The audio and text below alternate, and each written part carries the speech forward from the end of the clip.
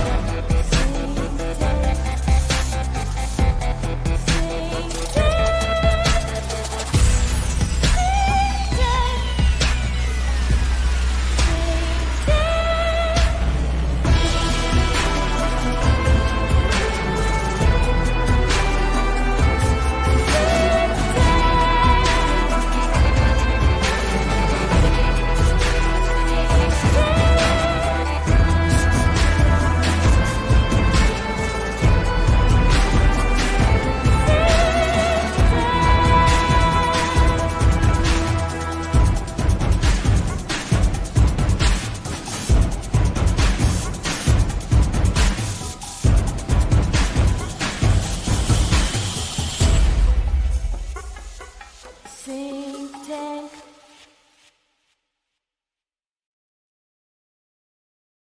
SyncTank. Sync first, then tank, says Mythoclass. Doing so in reverse may cause injury. You should be careful out there. It's good to have everybody. Hey, Nicole. What's up, Thomas? How's it going, David? Hi. Where are you at this day? How dare you? How dare you, sir? That's Dox yourself. I demand So, it. F chat is so No, cool. okay, no how answer. cool?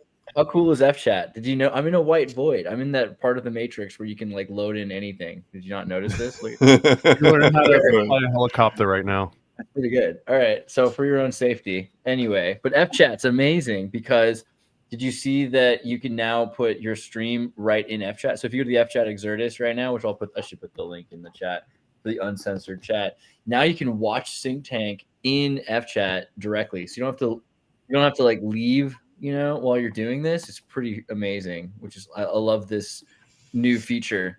I'm pretty base. So good on you, F chat. There should be like a little button here because I added the stream link. You don't even have to, that's great. That's crazy. I'm impressed. I'm very happy about that. And so the title today was Orange Man Blue Bubba at half mast.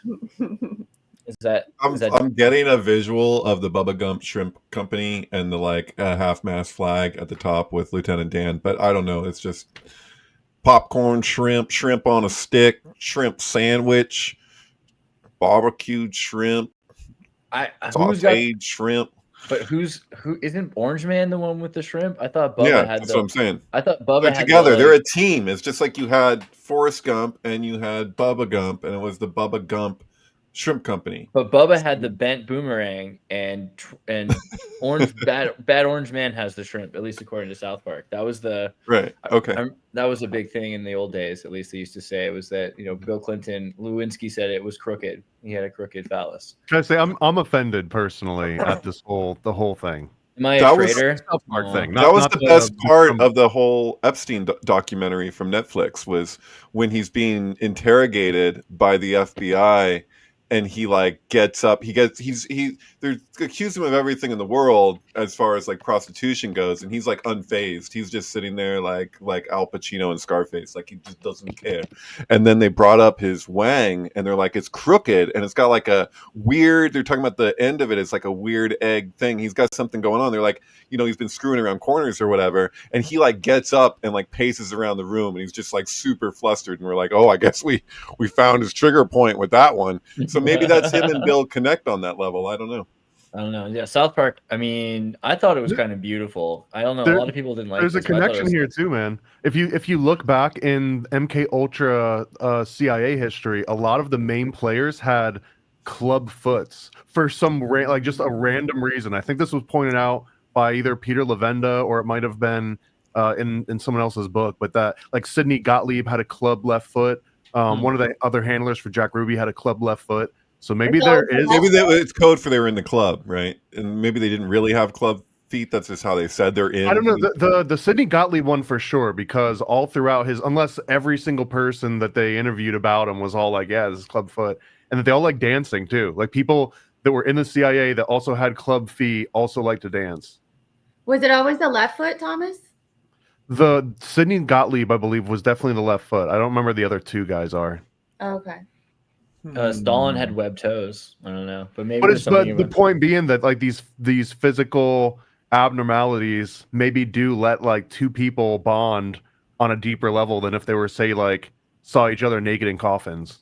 Like make them more memorable for like court testimony later, you think? Oh, maybe, yeah.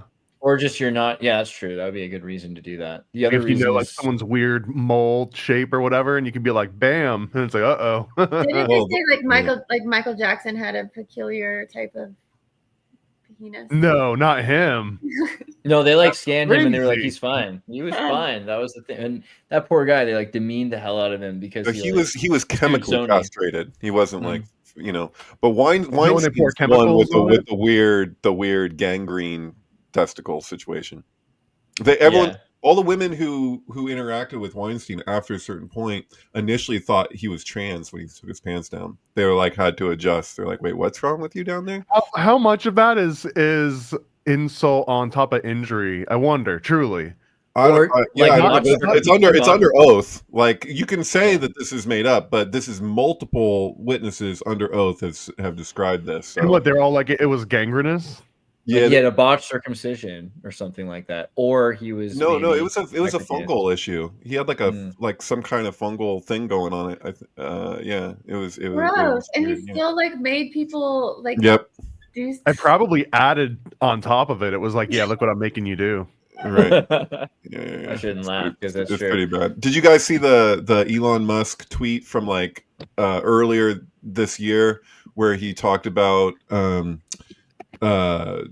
Trump's having somebody's wang in his mouth, and then but it's not just that he said it. He replied to his own comment and said, "Save this for the future." No. Yeah. Well, because Musk is always telling us, like, if we're in a simulation, that the most interesting outcome is the most likely. right. That's true. It's like I'm not ready to live in a reality yet where Epstein becomes the most reliable source on anything. He's not, but like, isn't it? I mean, obviously, if someone says Epstein said something, you're not going to say, "Well, now I believe it for sure." But it doesn't mean you just get rid of that data point, right? Like, you still have to look. His brother came out and just said apparently that no, Bubba wasn't Clinton. So he's either protecting Bill Clinton or he's just playing games. I don't know, because this was an exchange between him and his Bubba brother. Besides Bill Clinton, like that, everyone knows Bubba Paris for the 49ers. I mean, so now it's a football player.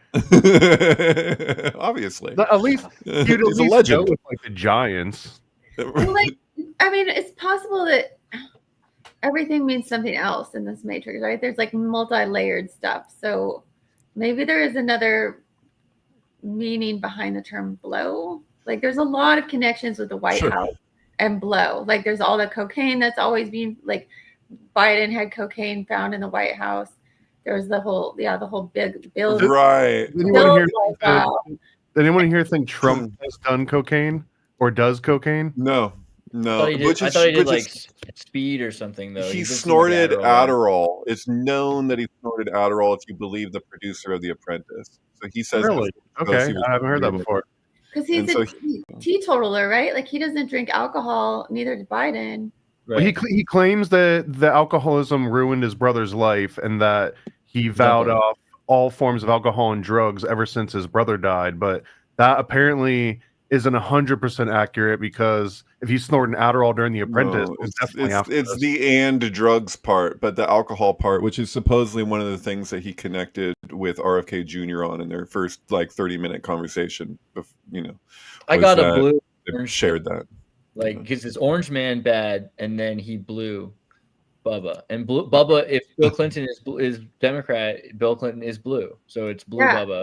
Hey, he's just following the clues over here. We've had so many blue stinks lately, too, with like the weirdness with the Bluey Band-Aid at the inauguration, and then like South Park just included Bluey in their most recent episode. Right. That's Then true. Erica Kirk, remember when she was talking about like right after Charlie died, she's like, "Daddy's in heaven for your blueberry budget" or something like that. That was really screwed up. Daddy's in heaven for the blueberry budget. That one was like, I mean, you would never. I didn't get that. Can somebody enlighten me what the blueberry budget is? I don't understand. So the official story is that this mother traumatized her daughter more already than having her lost her father by saying it's her daughter's fault because she eats too many blueberries, and so her dad has to buy the blueberries. Oh, I thought blueberry budget had more to do with something beyond like actual blueberries. Freaking must, right? Because no one would ever tell a little girl that the reason her father's never coming back is because she eats too many blueberries. You're going to give her more trauma about the fact that she likes blueberries? What? Like, that's obvious. There's no. Isn't there like a phone they call Blueberry, or no one uses that anymore? Is that like gone with the razor and the dodo? BlackBerry. BlackBerry. There's no Blueberry phone. There's just BlackBerry. Yeah, sorry. I just woke up. I jumped out of bed and I jumped on the call. So excuse me. I don't think there's BlackBerry now either. There's no BlackBerry. That was a George Carlin thing, right? That no food's actually blue and blueberries are actually purple, right? There's no blue food. Is it a Dances with Smurfs reference? What's happening? That's not necessarily true, anyways. Well, and like the blue methylene, that's been all the controversy, right? Or methylene blue. There's some there too. Maha. Well, you know that Alex Jones was selling that, and he was using footage that was like candid camera footage from a plane of RFK Jr. taking the methylene blue. But the thing is that he never prescribed it to anybody. He never like encouraged anybody to take it. He just catches him that he was caught on tape doing it while traveling once, and then they're like, oh, so he's backing this stuff. It's like, no, he took it one time. Like, you don't even know like what, you know. I don't know.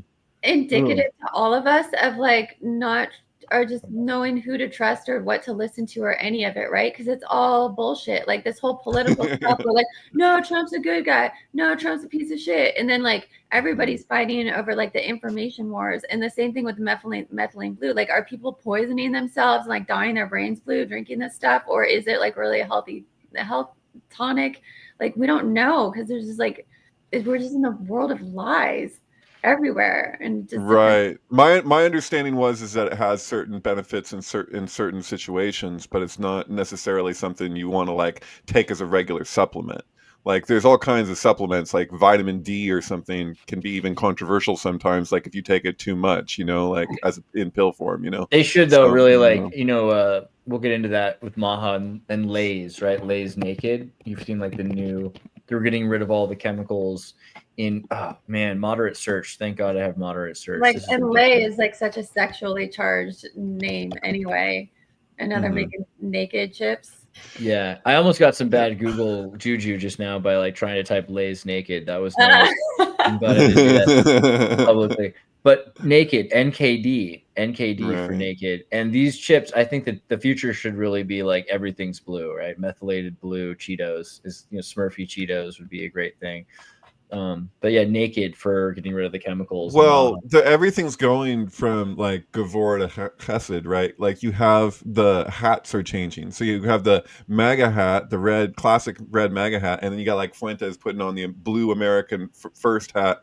And it's like, are we just jumping back and forth, like trying to connect these Sephiroth? Like, I don't know what's happening. Some blue anon thing too, like, you know, blue anon. But blueberries would be blue balls. And so there's something there for sure. And then Mythoclass says a blueberry is the random person on your team in a video game, popularized by the game Destiny, where all your random teammates have blue and not green name tags. So that's how you would know that you've got a random person when you're playing with them. Well, and there's something called Palo Azul. That's the bark that you would boil, and that turns the water into like a Windex blue color. That's been used forever in sort of like homeopathic medicine in the South. Have you eaten any of that? You guys have heard of that? Have you ever had any of that? Have you ever had that blue bark tea? Have you ever tried that? Yeah, absolutely. Based. I've never tried that. Now I want to. No, I want to do that after I force you to watch like 12 musicals. But okay, so Bluey is an interesting thing in the South Park because this last episode is all about how deep fakes are linked to your IP. Okay, and so the IP they're saying is intellectual property, but they keep saying where is Totoro's IP address in Japan? So it's your IP address. It's like internet protocol address is the joke or the subtext to the IP, right? So that they're using they're using your IP with the deep fakes, right? And then the whole thing that they're hiding is that they've said, okay, well now after it's no coincidence, I think, that after the Epstein footage, we can't trust deepfakes ever again because any footage could easily be deepfaked. No one will ever believe anything they see.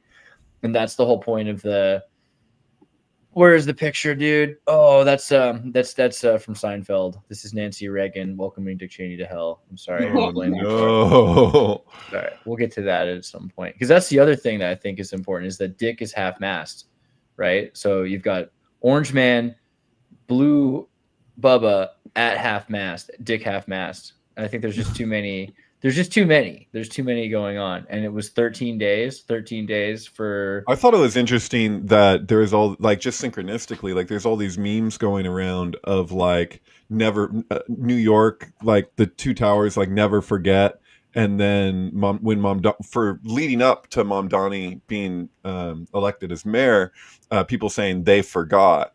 And so, like, an elephant never forgets, I guess. There's a joke there. But that Dick Cheney died at the exact, like, within a day or something. I don't know. I have to check. But, like, really close to when Mamdani was elected. And it was, like, the connection of New York to 9/11 and then, like, what Mamdani represents in a lot of people's eyes. So, like, it's just, like, there was, like, some kind of weird correlation happening there. And then Trump has has been silent about his mouth is closed about Dick, right? That's well, he's not barking. There's just around Dick. You should have said. Well, even like the Blue's Clues thing with like the dog that doesn't bark. Like, I just want to say, like, speaking to the nature of the fake videos, like, for years I wanted to make like a September Blue's Clues. So I don't know if you guys have ever seen September Clues. That's the 9/11 conspiracy documentary where they just use news footage through the whole thing, and they're arguing ultimately that the no plane theory. They're like, no planes actually hit the towers. These were missiles or something else, and that they covered them up in real time with special effects. And so, like, I wanted to do like September Blue's Clues instead of just September Clues, where it's like the dog from Blue's Clues and like everything. I didn't really watch Blue's Clues, so I don't know that much about it, but I know enough about it that I think that would be freaking funny, right? Like, yeah, I feel like the average audience for Blue's Clues was like 17 to 35, actually. Like most of like 7 to 9 maybe. No, dude, you had plenty of people that wanted to learn how to draw, and instead of going to DeVry, they would watch Blue's Clues because he would just teach you. He's like, "Here, we're gonna draw a couch," and you're like, "Oh my god, he's a genius! How did he do that?" Bill Cosby was superior to that, by the way. You think so? He could draw better. You think he could draw picture better? Pages? Wasn't it called Picture Pages? Yeah, which also connects back to the gate, I would say, like the pizza. Hey, I want to remind you, Andreas, that I don't know if I communicated properly. You may have thought I was going to send the message. I still could, but John K is apparently relatively accessible, and he's super canceled. I say we interview John K from Ren and Stimpy. I would love to do that. Yeah, I mean, discussing this behind the scenes, but yeah, I'm concerned, obviously, but it'd be worth doing. I think we should. I wanted to do a sync summit where we like meet and do like a synchronicity summit. Like in the old days, Sync Book would do something like this. I think sure, carry the torch. But another thing would be canceled con, like a cancel con. And I'm just saying it now so I own it. And if anyone does it, we're suing them. But like this is our. If you try, I'm canceling you. If you try to, you're gonna be so canceled. You mess with our cancel con. A cancel con, because there's a lot of people out there that cancel con. Who's on coming? It's funny because Bohemian Grove was kind of advertised like that a little bit, and it did, and they do get canceled, and it turns into like a pain in the ass. Ren and Stimpy I started watching recently because it's like when I was a kid, I looked at it and I was like, I don't think I'm old enough to watch this. It was like the only show, and I was watching so many. I was watching Braveheart and Starship Troopers, and I'd seen a lot of horrible things you're probably not supposed to see when you're a little kid, like The Keep and everything. I was like happy about that. And hentai I had anime cassette tapes I shouldn't have seen with like Oh, tentacles. that explains a lot about you. Yeah. Thank you. 100%. But then I tried Ren and Stimpy. I was like, I don't think I'm old enough. And then I started trying to watch it when I was like 19 again. I was like, I don't think it's about the age. I think the show is just messed up, and you have to be like a sick bastard to like it. So now I can enjoy it finally. I like that it made it all the way there. Like all the Klasky Supo stuff too around that same time period. Some of it was a little bit more adult, but Ren and Stimpy and Mortal Kombat were the only two things that like my neighbor was not allowed to have. So I became like a god to my neighbor because I had the blood code and I had like the non Super Nintendo version of Mortal Kombat, and that we could watch Ren and Stimpy all the time. Yeah, there's something in my ear. You've just been visited by the bloody head fairy. I remember my cousins played Mortal Kombat, and then they destroyed their Sega because my cousin was playing, and then his younger brother was playing as the female character, and he's like, he just yelled, he got beaten down and lost, and he's like, Mom, Jamie just hit a girl, because it was in the game, and she's like, you're grounded, you can't hit a girl, and he's just like, what the? And they just like attacked each other and destroyed the Sega over that. So yeah, I don't know. They broke the Sega in the fight, in the dispute. In the fight, yeah. Which kind of blows my mind, actually. Speaking of blowing in minds. Okay. And then so there was the other one, yeah, because then Kennedy, because we're then back to Reagan getting almost assassinated. Yeah, JFK blown away. I have another one. John Hinckley just recently sold his picture of Garfield that he drew. It's not Garfield technically. I think it's just a picture of a cat. But he, where is it here? He just sold this picture of my original cat painting, just listed here on eBay at reduced price. This interesting cat, which is an orange cat in a blue background, right? Which is kind of interesting. It's covered in blood. Oh. Yeah. I don't know. I'm just saying, it seems kind of interesting to me. That's like a weird. It's an orange cat in a blue background with blood is weird. Yeah. I don't know. Not a fan. Well, you know what? So then there was this thing, which was like Nancy Reagan respecting the game of Trump. And this was going on for this whole week, that, Nancy Reagan was like this like light in Hollywood, but also she was the blowjob queen, right? This was like something which goes back to the Weinstein thing, because everyone acts like she was this either a scarlet woman or she was chaste and virtuous, depending on how deep into the level you go. But realistically, if you were in Hollywood in the 40s and 50s, it was more Weinstein. There was no Me Too movement. Yet. I'm sorry, I gotta say, there's a bit of a catch-22. Like, there's all like in the way that everybody, all the guys, they don't want they're like, oh, you 36, I'm 37. Like, they don't like it, but at the same time, they got all that practice. So like, I'm sure, like, as far as like, Ronald was concerned, I mean, he was like, this is great. She knows what she's doing down there, like, so it's kind of like, it's a bit of a, toss up, excuse me. Maybe it was like sex magic or something, though, because Nancy was known for having like occult stuff going on in the White House. Totally. Big time. Extreme, yeah. Totally. That's some Eyes Wide Shut parties or something along those lines, yeah. And Joan Quigley, her astrologer, right, who was allegedly the reason behind Chernobyl, that Chernobyl happened on the eclipse of Pluto. That's true. And I feel like too that Bush would have helped facilitate those occult parties and then like sneak some extras into the basement, like while all that's going on for Nancy, because while she's doing her summoning and then using these like she used to do seances, right? And then I think one of the things that she claimed was that she talked to Eleanor Roosevelt and got some sort of information from Eleanor Roosevelt. I don't know how superficial, but then this would ultimately go on to make, however minor, but in like the chaos butterfly flapping its wings way, affect policy of the country based on the weird age regression stuff that she was doing, and then going and talking to Ronnie about it. The thing with seances, so this is why I believe this is actually referenced in somewhere in the New Testament. This came up recently because of Candace saying that she was visited in a dream by Charlie Kirk, is that, it happened to Tracy Twyman, where I'm going with this. Like Tracy Twyman, shortly before she died, she did a seance which she filmed with her friend,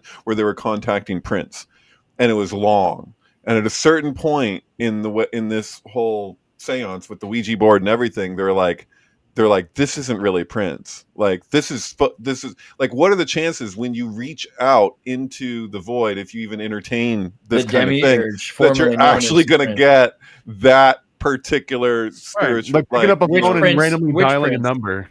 The right? Dark Which Prince? Prince? Yeah. Right? Exactly. No, we're Prince of trying Darkness. yeah. How do you spell seance Yeah, again? it's a- What's the it's a word for thing. how do you spell seance? SEANCE. I was trying to find that scene because I was in the Bill and Ted movie. There's that scene where Missy, they get like they're dead and they've escaped death, and then they go and they Missy does this seance ritual with these like yuppie 90s people, and they're trying to bring, they're like Charlemagne, Clark Gable, and I would like to talk to Ty Cobb. All these like really particular random Look, people. This movie represented a West Coast sort of culture, and I think a lot of it was a parody of Hollywood itself, like Hollywood families that lived in these mansions, not just regular kids going to high school. Like everyone in these movies basically had these ultimate resources to have, and like the parents would always have kind of just be loaded with money. So I think that this was a reflection of things that were actually popular in Hollywood when these kids are growing up that are then going on to write movies. Well, it was also I watched The Others 1991. last night. Yeah, The Others. Yeah, with Nicole Kidman, and I Oh was just my like, I God. got randomly pulled to watch that last night again. I was like, I remember that movie. What's that? That is like one of my all-time like scared the shit out of me movies. Like one of the, like stayed with me for my whole life. And it's also like one of the reasons that I've kind of like I think that I started to wonder like, wait, which one are we like in this life? Like what side are we on? Right, exactly. Yeah. And then there's like the whole idea of like others, like the othering of the otherable, like there was a Philip K. Dick story about that, where it's just like if you find yourself being an other and you get ostracized, you're like, I'm not an other. And they're like, they just decide you are if you don't go with the program, But Others isn't so bad because Other could just be like Pat, right? Like Pat's an Other. right, yeah. But I just want to say, like, The Others is very similar in its whole premise to Kubrick's explanation of The Shining being a evil reincarnation cycle. Is the actual quote. But this idea that like that you're continuing in time as though they never died, and then this thing just like plays out, but like it's very similar in certain ways, which is interesting because like when I see Nicole Kidman, I'm always seeing her as Alice in Eyes Wide Shut. So like watching Rabbit Hole, she's Alice in Eyes Wide Shut. It doesn't matter, like she's so prolific, but I always see that. It's weird. Especially there because it's Alice and it's the rabbit hole, of course. So Yeah. Right, but yeah, but I mean, even like Bewitched, like her as an archetype, like repeatedly, like throughout her career, like you'll notice the frequency of 8-pointed stars. So like in Eyes Wide Shut, when she's dancing with the Hungarian vampire who senses that she's menstruating, like there's that 8-pointed star behind her, but like Bewitched, she's got the 8-pointed star like all over the place. Like it's just like it's throughout. At the end of the remake of the Stepford Wives, she like dies on the floor in the middle of an 8-pointed star. Like it just there's a bunch of examples. It's kind of like the Jennifer Connelly walking to the end of a pier phenomenon or breaking Do you glass. think that comes on their rider? Like it's only green M&Ms and I have to die on an 8-pointed star. Something we're going to incorporate an 8-pointed star in here, and the 8-pointed star related with the rider deck star card. What's that? I'm sorry. Which goddess is related with the 8-pointed star?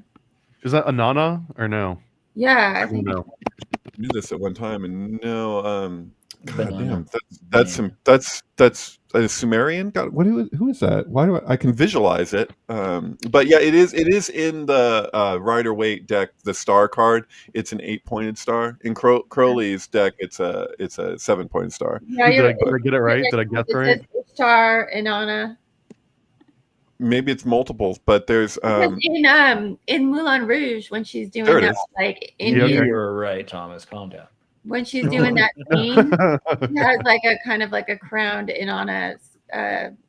thing on her in the back of her head too.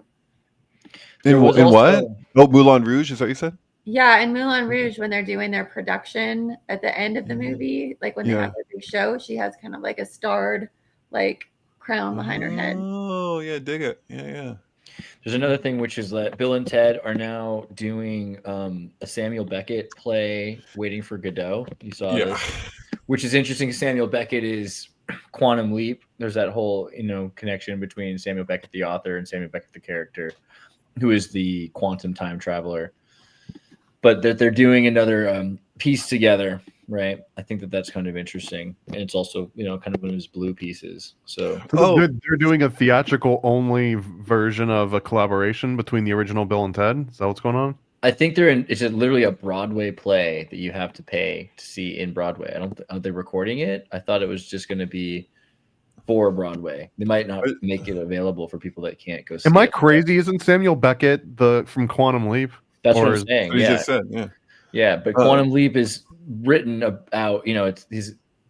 It's interesting because Samuel Beckett was before the show an actual person who wrote very strange plays, right? And Waiting for Godot is a very strange play, and you can actually see a bunch of the Samuel Beckett plays done by celebrities. There's like a video that has every major Hollywood star. It was their dream, and they're like, I think what's his name? Oh my god, the guy who plays in every movie, Nicolas Cage? Snape, yeah, true, and Snape from Escape from New York? Snape. No, that's Harry Snake. Potter? Yeah, Alan Rickman. I'm trying to say. I'm Oh, sorry. god damn it. Too many syncs in my head at the same time. But Alan Rickman's in this one. It's like the Samuel Beckett I wish every movie had Alan Rickman in it. plays. 19. 19 is a Samuel. 19 of the Samuel. All 19 of Samuel Beckett's plays filmed and brought together. Beckett on film. Right. This was a strange movie. It's called 19. Right. Because he had 19 plays, and it's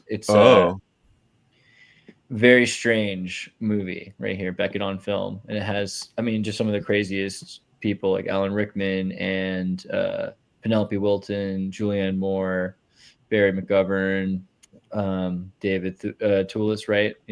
John Hurt, pretty much like the best actors that they could find that were like, yeah, the most important thing I could do before I die is make some Samuel Beckett plays, because they're really weird. His plays are really strange, and they're all about God and existentialism, and they're very interesting. So is it like a purgatory theme? yeah, there's definitely a purgatory theme. There's one like the Alan Rickman one. They're all trees. They're like their faces are stuck and they're rooted into the ground, and they're just like talking and screaming because they're like this monotonous like anxiety characters, and it's a very blue theme. Like most of the plays are very blue in the lighting and choices because they're representing in between life and death, and that they're trapped, right? So yeah, for sure, purgatory. I think that was the point. By the way, Elliot James in the comments says Ishtar, which is what I was thinking. Well, I think it's the same. Same thing. It's a different pronunciation, yeah. But it's Mesopotamian, but I think it's Sumer is Mesopotamia, like right? through the syncretism of all the different religions, where you eventually, and all of these, I think, also get wrapped up in a Tanit Starbucks. from Carthaginian legend. I think she also gets the same 8-pointed star, and she also gets the all-seeing eye in the triangle. Which is clearly the twin-tailed siren Ishtar Bucks, right? Astarte Bucks. Starbucks. I think that's. I thought we were all on the same page about that, right? It seems like it's a thing. 3 stars, right? I think there's something there for sure. But yeah, so the whole thing with Nancy Reagan was not even about Trump blowing people. It started before that, because a week earlier, someone said, this is Madonna at 63, right? And they show this picture of Madonna, and she looks like all, like a, it's a little bit of a like a OnlyFans model kind of lifestyle, which by 63, you're hoping you've like kind of figured your shit out and you don't need to do that anymore. I think that was kind of the hope, is that, but she's got this weird angel over her bed and a heart over her chest, kind of a thing. and they're saying this is her, but this is Nancy Reagan at 64, right? So she has 1 year to get her act together or something. Like, look how marvelous Nancy Reagan is. And I that want to see apples to apples comparison here. This is clearly and like, this is Girls Next Door issue. This is, you know, she's this and this and she's that and that, you know, like whatever. But it's interesting because I bet I apples to apples, probably Nancy Reagan did more fellatio than Madonna. You know what I mean? Well, Like, but the thing is it's hard to know because like Madonna wasn't one to so much kiss and tell, right? With she did. Don't get me wrong. About that. But the It was full more like- no, I'm just saying the full degree of it didn't come as much from Madonna, but everybody that was with Madonna. So all these guys that were with Madonna, they were going around and blabbing it all over town. She wrote her Truth or Dare book. She talked about certain things, but she wasn't like doing a numbers counting. Like I've been with this many, you know, but you know, the guys, they did it for her, you know. There you go. Madonna swallowing the Evian bottle. Do you remember this? This the whole bottle goes in there, right? She gets the whole thing with her teeth closed, and then she Oh does. no! I feel bad even showing to Christian audiences, you know, like I've never seen this before. Oh my god! And then at the end, she gets the idea to drink. Yeah, then she drinks from the bottle, right? She finishes what's in the bottle. That's a TikTok. That's right there. That's a TikTok trend right now. I don't know if you've seen that. I don't watch TikTok, but I should have known. I mean, it's the kind where you of like deep throat a bottle and then immediately like chug everything in it. See, the other thing you could do as a kid is you get like you create so much pressure sucking on the bottle that it pulls your tongue into the bottle, and then you could just like swing a bottle around that's stuck to your tongue, right? Because it's like an idiot. Like an idiot. Sorry. That's what you should do, kids. I got Ren and Stimpy coming through still. It's like, so we're saying that Mr. T maybe and Nancy. But so that's funny. Like game recognized, because I don't think this initially was supposed to be about the fact that they would have both been, you know, Epstein-esque blowjob queens, right? But that's now the new symbology. You know that movie about where Madonna is like she screws an elderly man to death, and then she's put on trial for did you did you kill this person did you know that by having sex with them they were going to die? Like there's this whole thing. It's called Body of Evidence. It syncs perfectly with Bedtime Story. I have it on the website. But yeah, there's a movie where Madonna's on trial for screwing somebody to death. It's pretty funny. It's got to be a and it's got Willem Dafoe just playing like as though like Willem Dafoe loves to play these parts where he's just like somehow supposed to be like a hunk, but he's Willem Dafoe. Like it's like part of the comedy. You know what I mean? Like, he's ruggedly handsome. Emphasis on I'm happy with you, Tawny. Tawny just did a super chat here. So just again, F chat is so great that you can watch this directly in F chat. You don't have to ever leave F chat.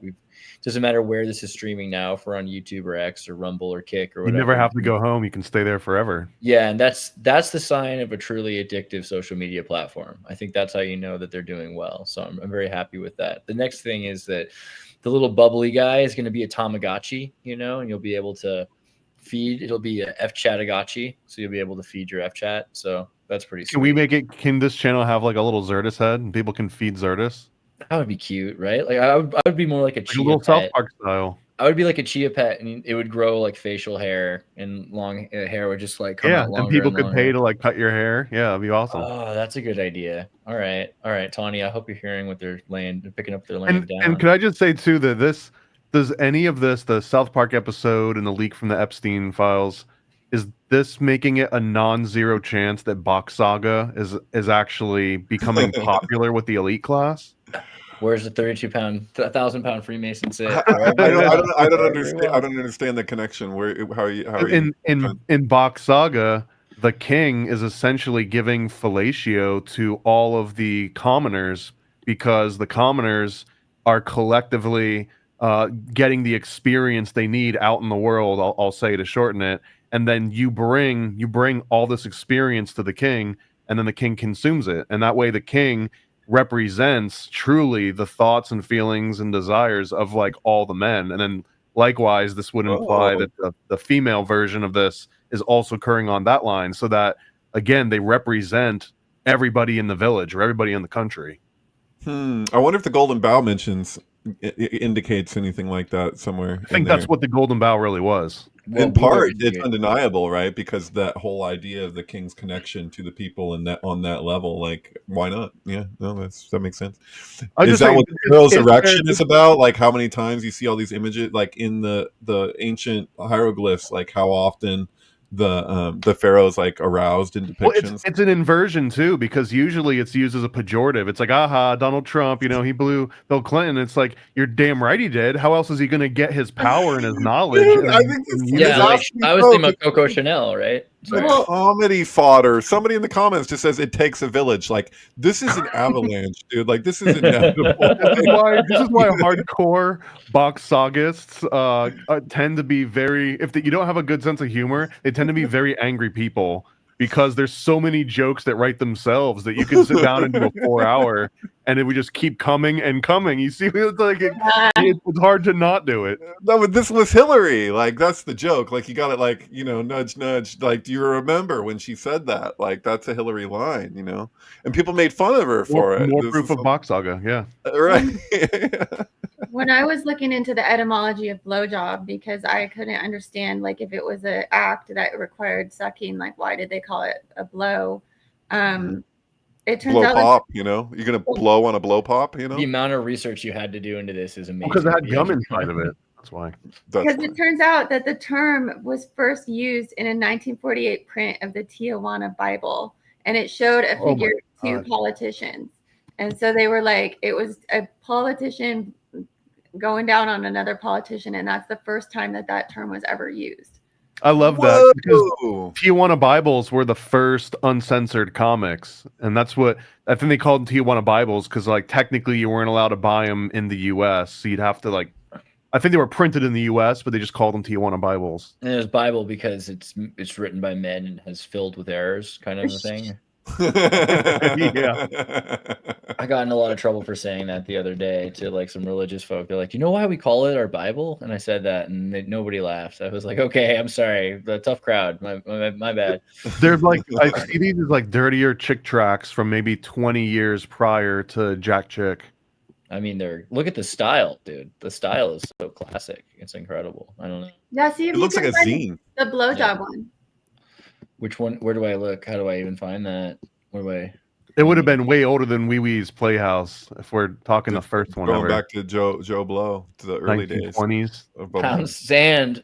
Pound sand was the thing people used to say, go pound sand, but like up yours is interesting to add to that because like wasn't the whole point to not?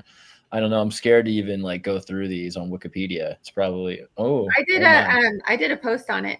I did an Yeah? educational post. Let me lurk your.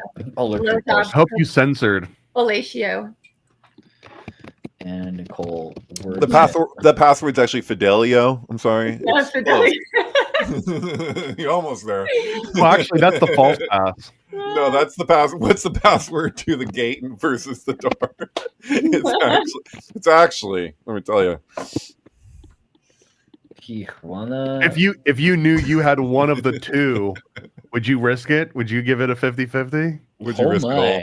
And this kind of is. This has a very exact. This is a very Trump and Clinton kind of. I can't tell what's happening. There's a big like face in the middle of this. What's going on? Somebody's In the original. Third. I'm glad we're such good friends, Alger, because you give such good blowjobs. Me too. Well, Alger There's supposed to be a hashtag there, by the way, because it's what happens afterwards. hashtag me too is Yeah. daily blowing Whitaker Chambers brick down the door, which is interesting. The hashtag is pound me too, and you put it in writing. So every time you write pound me too, it's like actually written consent. I think is what they're aiming at when you do the pound symbol. Something like that.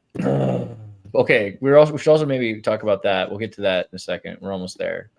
Yeah, this was interesting though. I'd rather be in Donnie D's shoes. Half mast dick. Where are we at? Oh yeah. How about Gerald Ford entering the Caribbean seas? Like, so the ship that they're using for the beginning of the Venezuela war is the Gerald Ford, which is known to be clumsy, but also the unelected. Like, no one voted for Gerald Ford. He was appointed. Right. So this is like no one voted for this war, and it's happening. I don't know. Right. I get it. Yeah. No, that's something.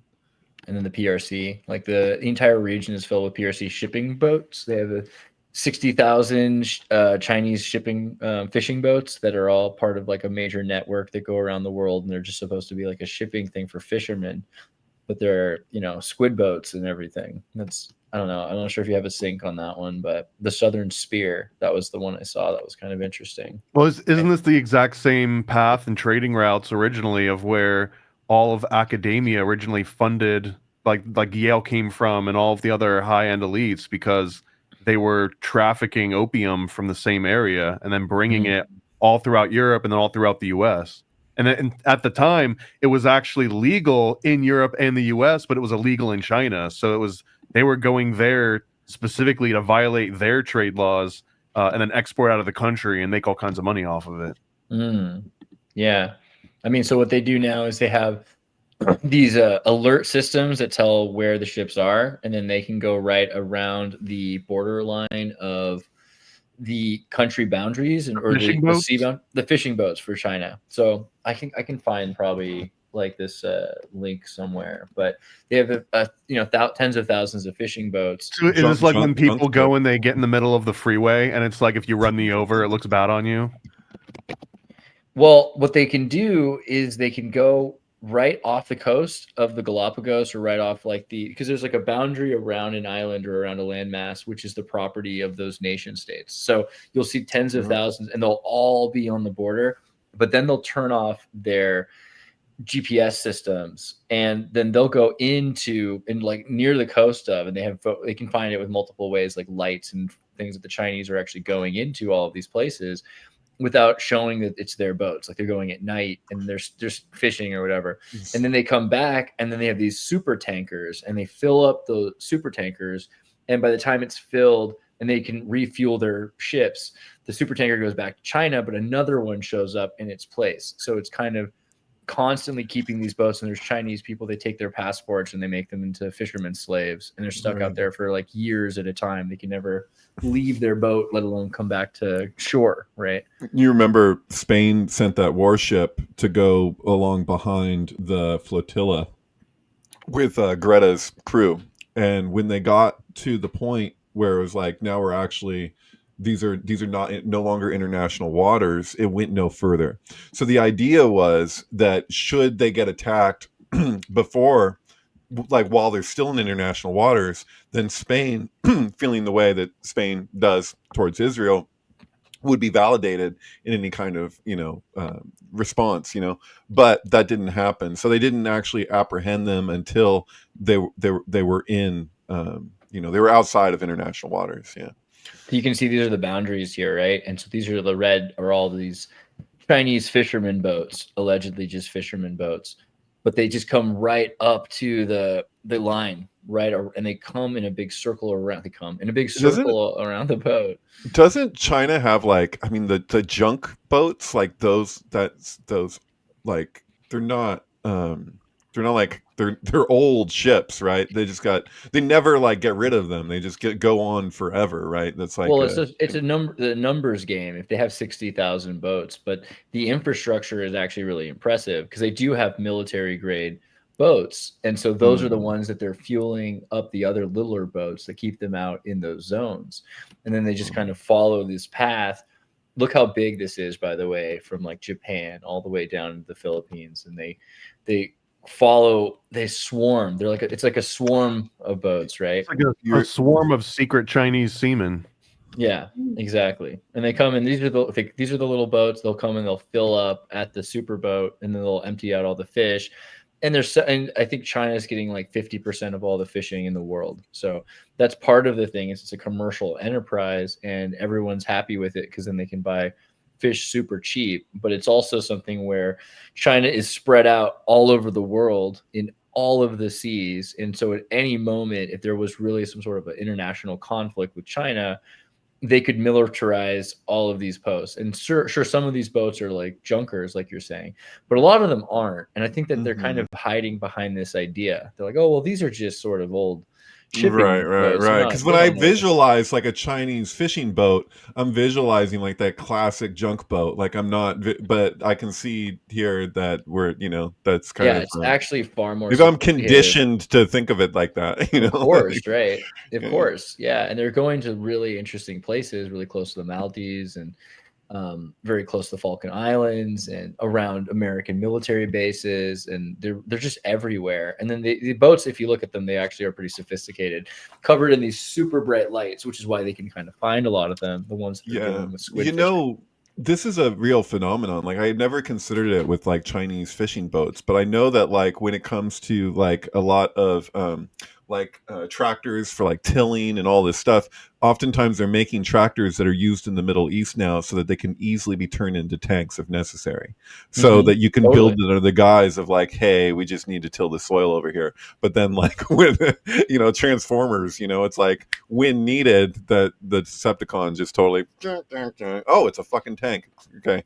The same thing with nuclear tank. With Toyota trucks, right? So many of the Toyota trucks that are purchased for whatever sort of infrastructure poor places are designed that you can fit an aerial assault tank gun on the back of the truck, which is what made the Sudan so dangerous, and something that was done for in North Africa and Algeria, right, is that they were turning Toyotas into far faster, far better 4x4 wheel drive vehicle that could beat tanks, because tanks were slower and these things were way better. Thinking of the Wolverines from what's that movie? The Red Dawn. We've discussed Red Dawn before. They made a remake of Red Dawn that was like not a C movie or a B movie, and the remake, they filmed the whole thing. And then because it was China instead of Russia, like it is in the original, they couldn't show it in China, and China had a problem with it.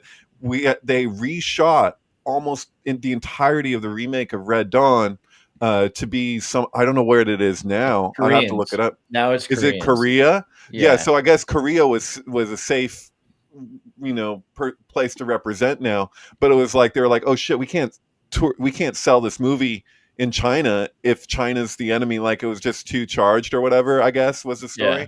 But like it's like got that Waterworld phenomenon. Like we don't get to see the original Waterworld where Kevin Costner is like full on a bad guy. Like we have the smokers instead and this whole other thing, I'd love to ask Terrorist what he thinks about this movie, because it's like, imagine you make him like, imagine you're a Korean American, you're just trying to live your life. All of a sudden a movie comes out and it's like, actually every Korean American is part of this conspiracy. It's not South Korea though, it's North Korea, right? Or I haven't seen it. So. It's very convoluted. But the other thing is, a lot of South Koreans will say that South Korea is really just a state or an American military base, and they kind of low-key have a love for the nationalism and pride of North Korea, right? And they think, well, North Korea is the most Korean part of Korea.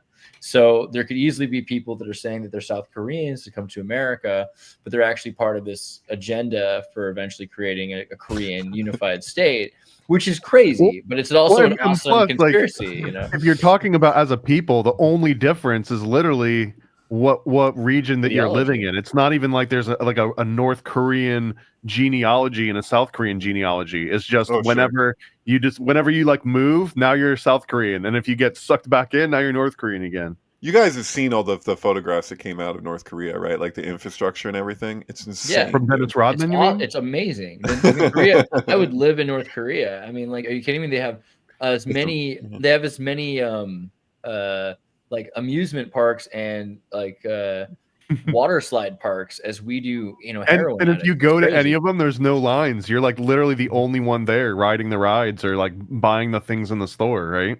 I mean, allegedly they're opening it up so that because Kim Jong-un he was like raised in Amsterdam like Charles II, and he went to all of these places like Disneyland and amusement parks and everything. He realized these were major important municipal civil services that needed to exist. And the more you have amusement parks, then the happier and quality of life improves of your people. You're not going to need to offer them. They're not going to need to own as much, because what do Americans do with their money? They go on vacation and they watch media. Okay. So your dad already made a bunch of movies. So you can just have movie theaters everywhere, like a bus that people can get in. They can just watch movies all the time. and you can get these little DVD players like the Amish do. So movies are done. And what about amusement parks for tourism? Well, if you have, if your own town is an amusement zone, then you don't need to travel. So now you have people that are in 15-minute cities. So North Korea has already figured out the future of a sustainable 15-minute city years before anybody else did. Do you remember? They could just turn North Korea into the amusement park. Oh, That's all fake, Andreas. I mean, bro, like, how do you fake an amusement park? we got. Where's Anna? She'll be back, I'm sure. Maybe okay, she's about to say something there. Okay, but what was that movie that came out that was so controversial? I don't know if it was really like worth the controversy, but where they go to North Korea, it's a comedy, and they're gonna kill Kim Jong Un and all. You know what Seth was Rogen and yeah. James Franco. Yeah, James Franco. Yeah, what was that movie called? I forget. But it was so like hyped up, but it's kind of like that was the big thing in it was when they first arrive and they go see the grocery store and all this stuff, and then they find out later that it's all fake or whatever. It's like, but the way that the controversy around that movie was presented was like they're going to show the face of Muhammad or something. Like I don't know what a big deal was, but I'll tell you that part with that Kim Jong Un is all about the Katy Perry song "Firework." Like that sounds true. That like I could totally see like that whole character of him. Like I could see that, like he has his own interests, and he's just kind of, If you have deals with China, which the PRC has with China, and then they take actual, instead of money, like what's the point of money? You get actual things from China, and they can get them at a discount because these companies are able to say that they sold something and then they're able to restock because they got rid of products that they designed to sell in the West that weren't purchasable. So now all of a sudden they're just exporting all that Chinese infrastructure for amusement parks into North Korea and installing amusement parks all over Korea. I don't think that that's a joke. I don't think that's fake. I think they're legitimately doing this. Like you can actually see examples of it, and water slide parks as well, because it fits with the agenda of the dictator who loves amusement parks and loves water slide parks and thinks that this is the way to have a happy populace. Because if your populace is sort of happy, I mean, the real problem with North Korea is that we had geoengineering, which caused super floods and famines, right? And we have total papers on the CIA creating famines in North Korea. So of course they had situations where they had less than enough food. And when the collapse of the Soviet Union, which by the way was also the CIA, right? Like the effort by H.W. Bush, the Soviet Union was no longer able to give money to North Korea. So for a long time, grains were coming from the Soviet Union to feed the Koreans. It took about a decade. They're providing grain for the entire Middle East. It took a while until the Soviet Union could be replaced by the PRC giving grain to North Korea. And now North Korea has really decent agricultural regions again, because they've done everything they can to protect themselves against the inevitable weather changes that could happen from geoengineering. There was a concern with the sanctions being put on Russia when they provide grain for, like I just said, almost the entire Middle East, was that, are we just going to starve people with these sanctions, or have these kind of like, these things we couldn't predict were going to be, well, I mean, no, it's crazy. Why don't we all just go on vacation in North Korea and just check it out for ourselves? It's hard. It's exclusive. It's like fucking Studio 54 for the world. You want to get in there and enjoy their amusement parks, as Andreas is pointing out. Like, you got to be wearing the right kind of flip flops. They're gonna. Or else what? What's the or else? Or else you get turned away and you don't get to go to Studio 54 for the night. I don't know. Right. Oh yeah, I think maybe it's because Anna Nicole Wordsmith has to go to do a commercial. Isn't she doing she's doing a commercial for like a running company or something like that? Yeah. She's such a prolific. She said she'd only be able to do half the show anyway. So now I remember. That's probably what she was trying to insert in there was, hey, I got to go, guys. But and we're just men talking over women. Great. Good job, us. Well, Crypto K says that yesterday was 420 weeks since the first Q drop and 19 weeks after Ozzy's last concert. No, but it's true. I mean, what was the very first Q drop? Yeah, what was the first Q drop? Let's look that up. First Q drop. What was that? I kind of hate that this is part of conspiracy culture, but I guess you can't really pick and choose the things that get added. Hillary Clinton will be arrested between 7:45 a.m. on Monday. But this was when she was wearing that weird leg brace. So everyone thought, okay, well, she's wearing like a beeper, she's maybe on like some sort of There was that motion clank tracking. on 9/11/2016 when she got pulled into that van, and it is a weird clank, and I've had to like watch that and rewatch that 1,000 times. The most hardcore of the QAnon that I think there's still some that are still holding true, and all of them claim that she did get arrested and that they were all tried and executed at military tribunals, and along with like a majority of politicians. There's probably a list of 15 to 20 politicians that a lot of like modern day Q claims that were arrested and followed the same fate.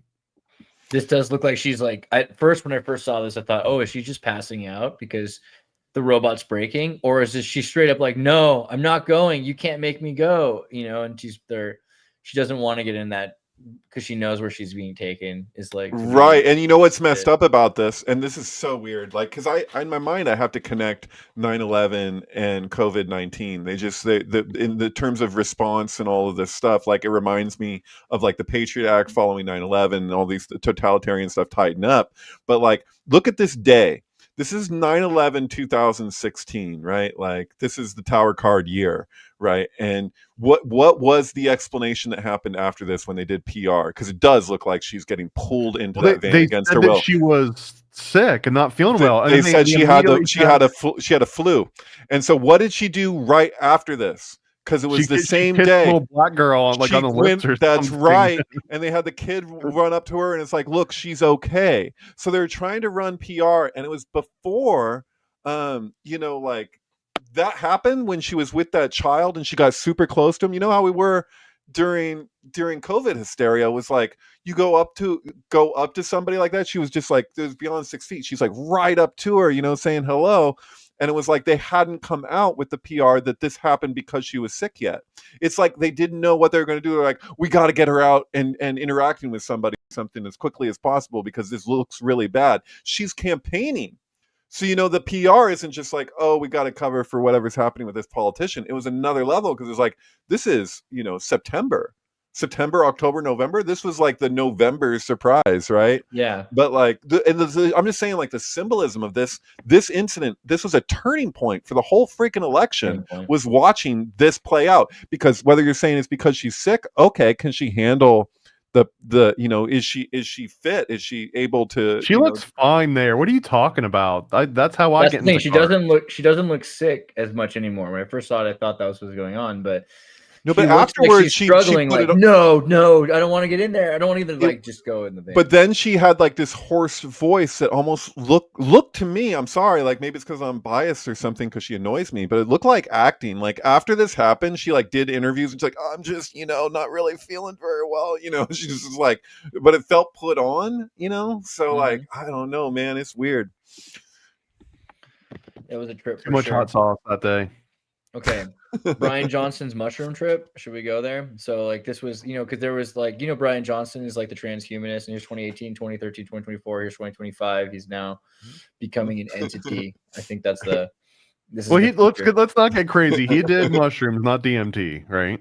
As far as we know, that's the first thing he's done. That the controversy that came up following this trip was that apparently he cheated with the amount, so it wasn't really like the right. I read that it was really closer to 2.5 grams and not 5 grams. Yeah. It's like, dude, you didn't take the heroic dose. You're just like, okay, everyone's giggling around. You took some mushrooms. Also, bro, did he need the hero's journey? This poor kid who grew up. I want to. If you're gonna publicize it like that, and we're gonna talk about it and blow it up and make a thing out of it. Yeah, I'm curious what would happen if he actually took the McKenna. I am too. I'm just saying though, like for a Mormon kid who never did anything but eat Cheetos in the desert to all of a sudden take mushrooms, and he was taking other substances too. That's part of it. He took ketamine. He took all kinds of stuff before this.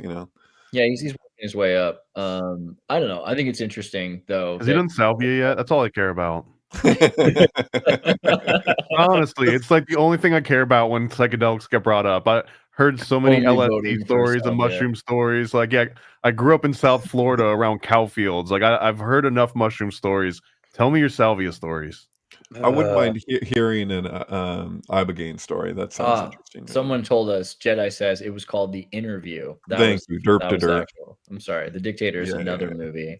Super overrated, but I believe the firework thing. That's probably that one was that's probably taken from truth. legitimate propaganda, right? This one was was like straight funded propaganda. by the State Department. And the whole propaganda thing after Sony got hacked allegedly by North Korea, although it could have been that someone is using North Korean style hacking, but it'd be interesting because they were trying to expose a bunch of things from Sony. And so Japan and China and North Korea, like there's something to that for sure.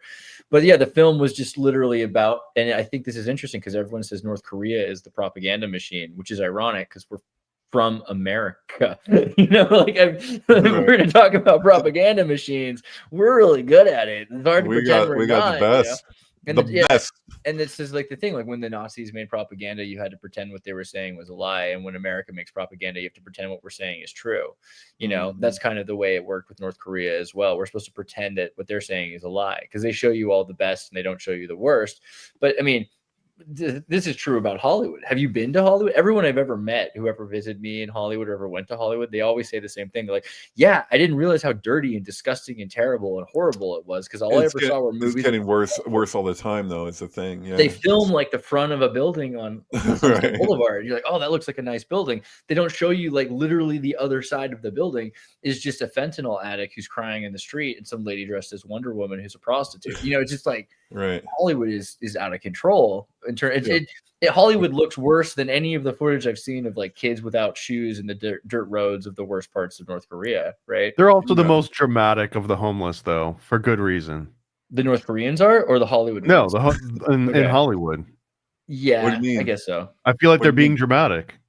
No, I don't know about that. Well, you know, you'd be dramatic too if you were like like sexually assaulted by police officers. You know, dude, it's nuts, dude. And like, I think one film that did a good job of being almost like true documentarian of that was that Night of Cups movie. Like Night of Cups, like the way they did, it's just literally you're just filming parts of Hollywood, but it's only gotten worse every year. It's just getting worse and worse. So. You know, yeah. Did you guys see the North Korean documentary they did on American propaganda? No, yes, tell me more. What's it called? It's on YouTube. You can watch it. Let's see, North Korean documentary on American propaganda. It's like 90-minute video, and it just talks all about how because they're always being accused of doing propaganda, and they're like, hey, you know what's interesting is you guys are from Hollywood. You guys should probably look into like what they. You know, all the propaganda that America does, and the people are so good at American propaganda because they contest it by whether or not it sells. So they get advertisement people. This is a North Korean Alex Jones documentary. Absolutely. That's a great way to describe it, actually. And it's really good. And I've always loved I won't say all the Koreans I've ever met, but, you know, generally speaking, I get along with Koreans, and I've known a lot of Koreans who have family from North Korea as well. It's a lot more convoluted than people realize in terms of their love for Korea and the emotional baggage it comes with being a false American state, because Korea is really like a post-Philippines American conquest territory, right? And so they've lost their culture, and a lot of Koreans hate. I used to tell Koreans like, oh yeah, I watched some K-pop when I very first 2007 to 10 was like, yeah, K-pop's really interesting. Like, we can't watch that because it's mind control. And they were totally red pilled on how K-pop was this American media system with, you know, and they're always like, look at and a lot of Koreans are Christian. So they'll say, look, it's clearly satanic. They have their eye covered, downwards pointed stars. The Korean K-pop stars are all doing these Luciferian rituals, the same stuff that like Midwestern Christians were talking about Metallica and Alice Cooper. Like, they're saying the exact same things about K-pop. But yeah, they say, you know, if you watch any American propaganda, they'll say, look how it's framed. They'll show a celebrity or a politician and then cut to a crowd somewhere else using montage editing and say this is happening at the same time. And this is called narrative shaping. So it's interesting how they've framed the narrative shaping and what's the agenda for America and why you should be always careful about what media you believe in, right? Like, because there's, you know, I mean, it's an interesting documentary. It takes a lot of stuff about the Rockefellers and the torture that America has been involved in, and not just America, but like the West in general. I feel like they're just repurposing good American conspiracy theories and That's just what it looks making like, the yeah. greatest hits out of it. Yeah. That's what it I looks mean, like. Yeah. it's maybe not completely new information, but it is.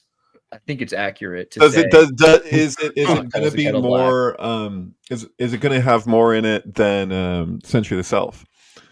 Because that's weird. Like that's the BBC in its Right. day when it wasn't what it's become necessarily. I mean, they're in trouble this week for propaganda, Oof. right? They're all dropping that's their out new like thing, is flies. The heads BBC's of the BBC have to bail. No, because this is the guys that basically helped Jimmy Savile save the world. No, from Yeah. zombies. Yeah, and this is apparently it's hitting them even worse than that did.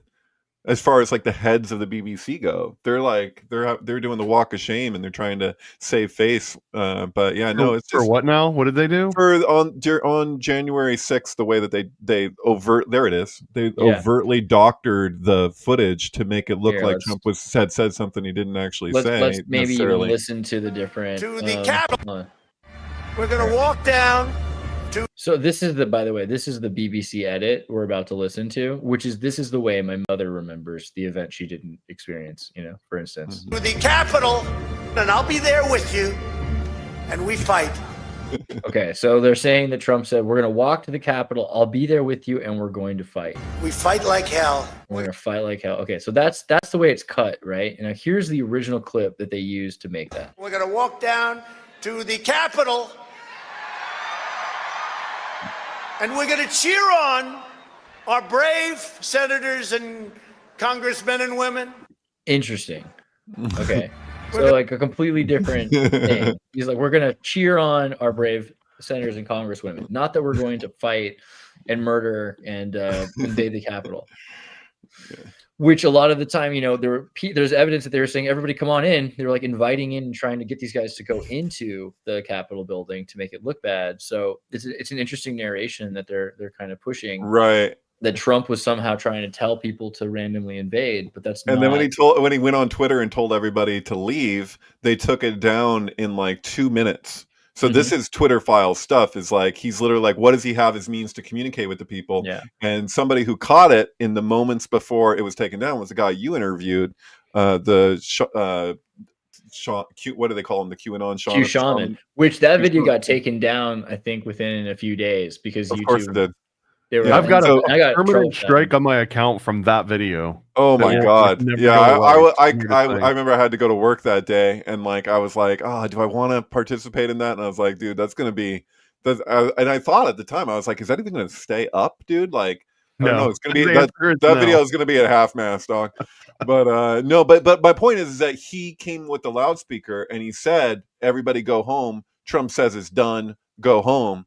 And that video, there's actually one point on CNN right around the time of January 6th where somebody brought that up. Scott Jennings wasn't around at that time, but as far as I know, but somebody brought it up and they just like this whole circle is like crossfire. They all like dismissed it in unison. Like it was just like, they're like, oh, that doesn't mean anything. That doesn't mean anything. It's like, well, there is an argument to be had that he did say go home in the midst of all of that chaos. And it's like, he's like, it's not, I don't know.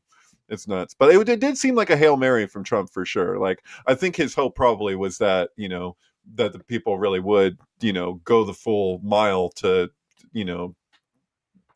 allow for to hang Mike Pence. Well, it's just the whole his whole presidency just walk was an him up on insurrection. stage, maybe put the noose around, but they're not allowed to push him. Not that, but maybe. I mean, I don't know, but I think the thing is that my criticism of the Democrats is that they're for their own success. Like if they wanted to succeed at all, they would have allowed an insurrection and amongst themselves, an insurgency. I shouldn't say insurrection, an insurgency, because Trump himself was an insurgency, and the GOP went along with it, and everybody, they were like, okay, well, I guess this is the new face of the Republican Party. And like, not all of them really appreciate it or like it. And to this day, they still don't. But the thing is that was the Republicans' version of what the Democrats should have had. Had the Democrats just given Bernie full support, and just allow, because he would have been some form of an insurgency. So this is their defeat. Like, you can see it. Like, why did the Republicans allow for that to happen, and the Democrats couldn't bring themselves to do it? And then following later, they could have held a primary, a real primary for leading up to this last election. They could have run RFK Jr. They could have. He could have run as a Democrat, but they're like, no, that's not even a possibility. They won't allow that's Trump any. too. Trump was a Democrat, and then he realized that if he ran as a Republican, he'd have a better chance, or technically an independent. And then he realized, I won't be able to win as an independent. I have to become Republican. But he was a Clintonian Democrat, like Absolutely. He was blowing Bill. For real. Yeah. Well, it may have been like a what do you call it, deliverance type situation. I don't even really know. Allegedly, what happened with in that YouTube, room. you're not allowed with YouTube to interviews. If someone's been terminated, they're forbidden from being on an interview with another video channel. Which is interesting because, let's just say I've heard of situations where people have interviewed people that were banned. Let's say, I don't know who those people are. I'm not identifying them. That's not something we would endorse. That's not something we would ever endorse or do, but like, so in the circumstances where that may have allegedly happened or something like that, what's interesting, let's say it's somebody like, I don't know, like David Icke or something like that, they've gone after people who've interviewed people that have been pro-Israel. And I'm not, this is whatever, right? I'm not Ben Shapiro here. I'm just saying it's interesting. Yeah. Like, they're going after people that have been pro-Israel. But YouTube is, if someone who's been banned is anti-Israel, those videos are staying up a lot. I mean, right? It seems like an interesting thing. I'm not saying I understand what the deal is, but it does feel that way, and it's it jives with whatever's going on with the BBC saying that reporters were told they have to blame Israel for what's going on in Gaza, and maybe that's like justified. Like, again, I'm not Ben Shapiro. I don't care, but it's interesting that there is all of a sudden an agenda where if you're anti-Semitic or anti-Israel, then you're applauded and you're accepted by YouTube, even if you've been in trouble with them before. Now all of a sudden being anti-Israel is like it's a boon to you, and if you're pro-Israel in any way. This is the appeal of Mamdani for the establishment Democrats. Like, why would Bernie Sanders and AOC and Elizabeth Warren be laughing on a park bench in these propaganda style advertisements with Mamdani? They have to change the face of the Democratic Party. They believe, all of their strategists believe that one of the big reasons why Kamala Harris lost was because she wasn't in a position where she was going to speak out around the atrocities of Israel. So Mamdani's like their attempt in part to be like, okay, well, now we have to reassess what we're projecting the Democratic Party even is. We're going to like start over, basically. Like, he's one attempt among many to shift that appearance, because they just don't. They look at them like they're not going to look at the reasons why they lost beyond something that must be wrong with the population, right? You know what I mean? Like, they can't take responsibility. We've seen that time and time again. Like, of any of the like beyond, like, you have to project something that the people are going to respond to. It feels like a Skittles advertisement. Like, it doesn't feel. I don't feel like we've reached peak Democrat until we get our own haka dances that like break up some kind of a session and they're publicized. Like, it's unfair that only New Zealand gets them, right? I feel like we should probably get the next one of those. Right. Deep fake it, right? Yeah. Honestly, though, like the modern day Democratic Party, they kind of have to get way more color, way more women. They have to like represent the extremes that they're coming to actually represent, right? Like, right. Well, it's corporate capture. It's so captured. So, like, if you look at the way that corporations have to like rebrand, there are a brand. Like Wasserman Schultz, she basically testified that the DNC is more of a brand than she was like, if somebody doesn't fit our brand, we don't have to actually like run them. It's like, wait, I thought we were like, she has a well-known nickname of Noodles, and like that's her brand as being Debbie.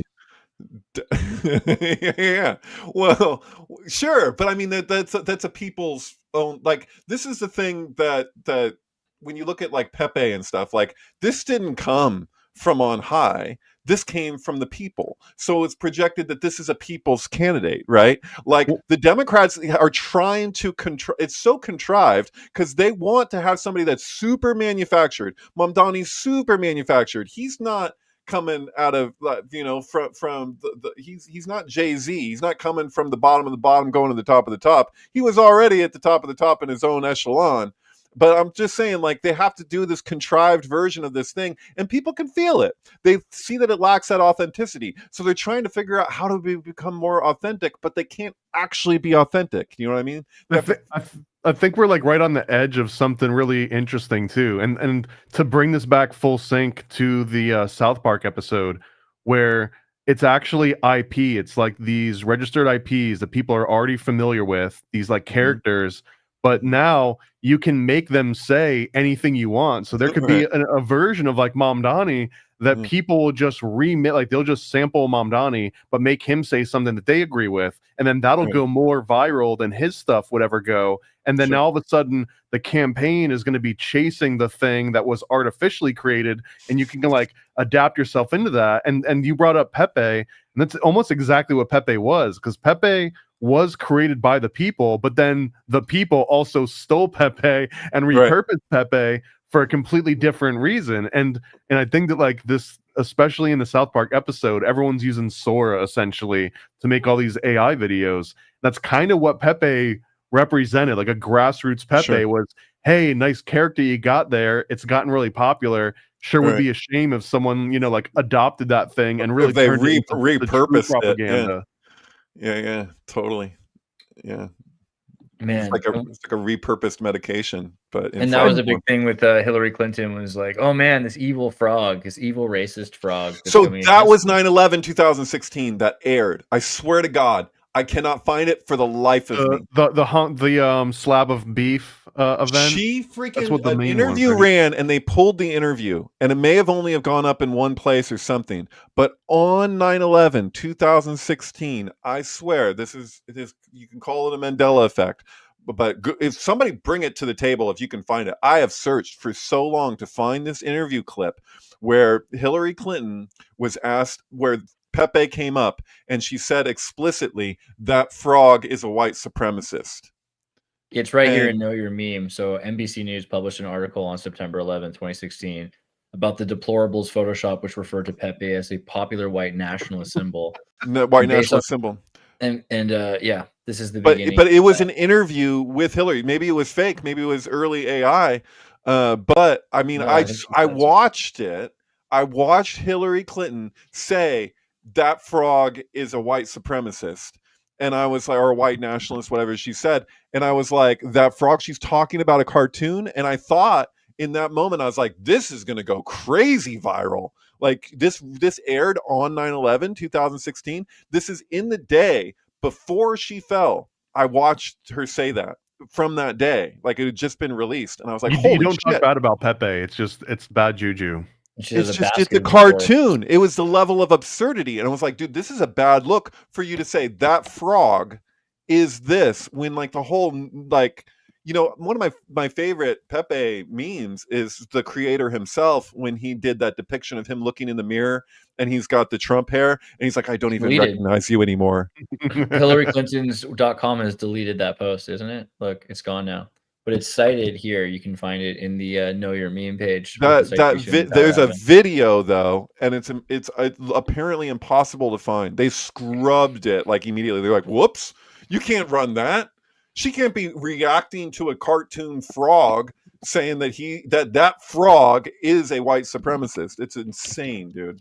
It's like she walked into the troll trap. I want to say something on that, like adaptation of Pepe and that South Park episode where everyone's using IP to make all these points. That I know maybe I'm not going to speak for her, but maybe outside of Nina Paley, when I talk to her, I feel like an extremist where that we have just as much ownership of the mascots that are force fed to us for 4 decades, for our entire lives. Like I feel as much ownership over Ronald McDonald than the McDonald's Corporation does, because I've been just as affected by it, maybe with less to my own benefit than they have. And therefore, like I get to use that part of my brain that they seared in. Like I can't opt out of knowing who Ronald McDonald is, dude, right? I've been thinking about this, dude. I feel like the best, they're not going to do this, but I feel like the best, most ethical compromise with all of this would be that if they're going to come down on people taking real people that exist, that are alive, and having them do ridiculous things, like, you know, it seems like if they were going to give us something back, you'd say, you know what, have at all the corporate characters, like have at the Hamburglar and whoever else, you know, like, and Barney or whatever you want. Because like it's here to stay. Like, at least if you're going to safeguard something, safeguard actual people, because I can appreciate that. If video came out of Thomas getting it from, you know, from behind with Stormy Daniels with a strap It's on. not AI, by the way. Yeah. Okay, well, But that just was so you back when know, Stormy Daniels was like, you know, no, I use that example because I should say this because we saw actually, the 'cause video. this is super applicable to the beginning of this conversation. I'm just going to say, because on April Fool's of, I think it was 2017 or 2018 or whatever, I got my mom so good, and she deserved it, because in the mornings, in like 3 in the morning on April Fool's Day, growing up, she would do a thing. One year she did it where she put the fire alarm off and she screamed fire, fire, got my sister and I to run out in the cold in the middle of the night, and then she's like, April Fools, while we're standing there like in our pajamas, just like, what? And then the next year she filled the whole house with smoke to make it more believable, you know. She felt fire, fire. So she just like, so I got my mom, I said, oh mom, are you watching the news? Are you seeing this? Are you, my parents live in Idaho, you know? I was like, are you catching this? This is insane. And my mom's like, what? I was like, Mom, they're all over the news. There's a confirmed video of Stormy Daniels with a strap on with Donald Trump. And my mom goes, what's a strap on? I'm like, Mom, a dildo. She's got a strap on dildo. She's behind Donald Trump. I'm like, it's everywhere. You're not seeing this? And she was like, we have guests. I gotta go. so I tried to call my mom back. I couldn't get her for like 20 minutes. I called my mom back. I'm like, Mom. And she's like, what? And I'm like, April Fools. And she's like, what? And I'm like, Mom, there's no video out, right? I was like, I'm messing with you. She's like, oh, great. I gotta call up the guest now who just left, because I told them what you told me, like it was true. Just told the people there's this video out. Oh my God. And then, yeah. So yeah, she had to apologize to them about it, you know. But yeah, no, that was a good one. Beautiful. That's a good one. Yeah. Okay. What about the Beast in Prophecy?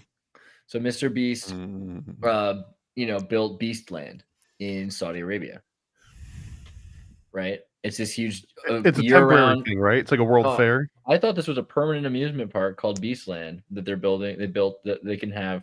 This looks like a proposed digital representation. No, but if you type in Beastland, you can see it. Let me find it here. He's opened his Beastland amusement park in Riyadh, right? And I think it's real. Like they actually built the whole thing. And a bunch of people were kind of upset because they're like, why in Saudi Arabia, you know, with like the slave labor and everything. I said, you know, they asked like, why would he build it in Saudi Arabia instead of America? I said, because there's more freedom in Saudi Arabia. / it's in the Bible that the beast would build his temple in the Middle East, right? Like that's like the thing, right? But people are very freedom in Saudi Arabia in certain ways. Well, in certain ways, like if you're a corporation and you want to build and you want to have slave labor, you know, you have more freedom to do that. Well, you're a man. If you build anything in Middle East, you can't not have slave labor. It's like impossible to hire a construction team. What does slave labor even mean? Because the thing about Mr. Beast is he's got 300 million freaking followers. You know, like a lord has, you know, like a cult has followers. He has 300 million followers that would pledge themselves, maybe at least 100 million of them, right? 1 out of 3 would do anything for Mr. Beast for free, right? Like you could easily get people to build your temple for you, like if you're that kind of. So what's the connection with him and Peter Thiel? What's the connection? Because I excuse my ignorance. Like I've seen some interviews with Peter Thiel, but I'm trying to understand what the real basis was for South Park's like Peter Thiel knows about the Antichrist. Like what is the deal there? Can you guys enlighten me? Does Peter Thiel really know about the Antichrist, and does it connect to Mr. Beast? He was talking about the Antichrist a bunch. What do you know, Thomas? Right? My impression is that Peter Thiel's the one that's like bankrolled a lot of the modern younger political crowd and gotten the Republicans and like the conservatives hip, or at least has bankrolled them being hip. He himself hasn't done it, but that's my understanding of Peter Thiel, and that some of this had to do with forgive me if I get so much of this wrong, but part of it had to do with the early websites that were like exposing Hulk Hogan, and one of them exposed Peter Gawker. Thiel. It was like a Gawker thing, right? Gawker did do that with Peter Thiel. That's right. Yeah. And because of that, he knows a lot of dirt that's in Silicon Valley. You're and now an apparently in investor politics. Sorry about that. Yeah. Hold in on. AI. You're deeply invested in Palantir, in military technology, in technologies of surveillance, in technologies of warfare, and so on, right?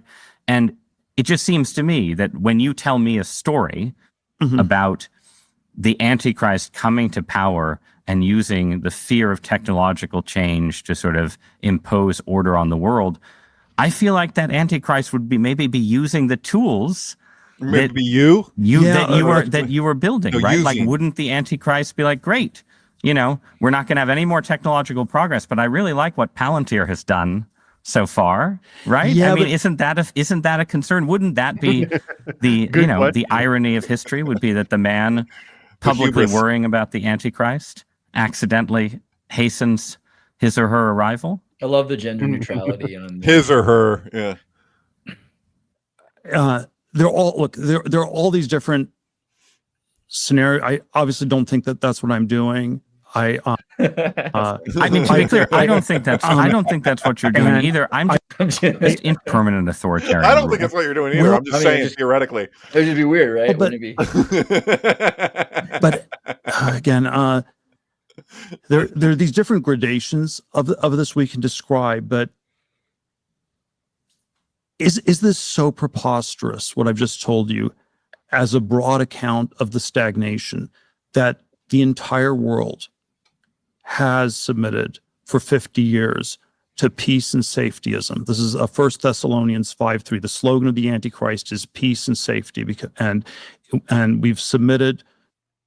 All right. There's We've- more to we've the submitted- clip, but there's more Dude, to that clip. would be that is so like that there's these parts to that you could so easily like cut and manipulate that could be hilarious, because like the guy says when he's arguing, he says using somebody could be but you but he's got the you in there, like it's just like snip it Zing, right yeah. there and then jump then to the just next cut thing, to like have his zing, face yeah. just like him just staring for a second, like, oh god, that's gotta happen. Yeah. because he clearly thought that's where it was going to. He's like, you're about to accuse me of being Right. oh, you just it could be I don't know, you maybe. zing the yeah, there's a zinger. That's a real zinger there. But it's interesting because he's not wrong to say that Thessalonians 5:3 talks about peace and safety being the slogan of the Antichrist. I think George Carlin said it even after. Well, there's the Thessalonians. 50 years of peace too. That's very specific, and it's revelation as well. But this, I actually responded to a tweet just either last night or this morning about the Antichrist. Somebody was looking at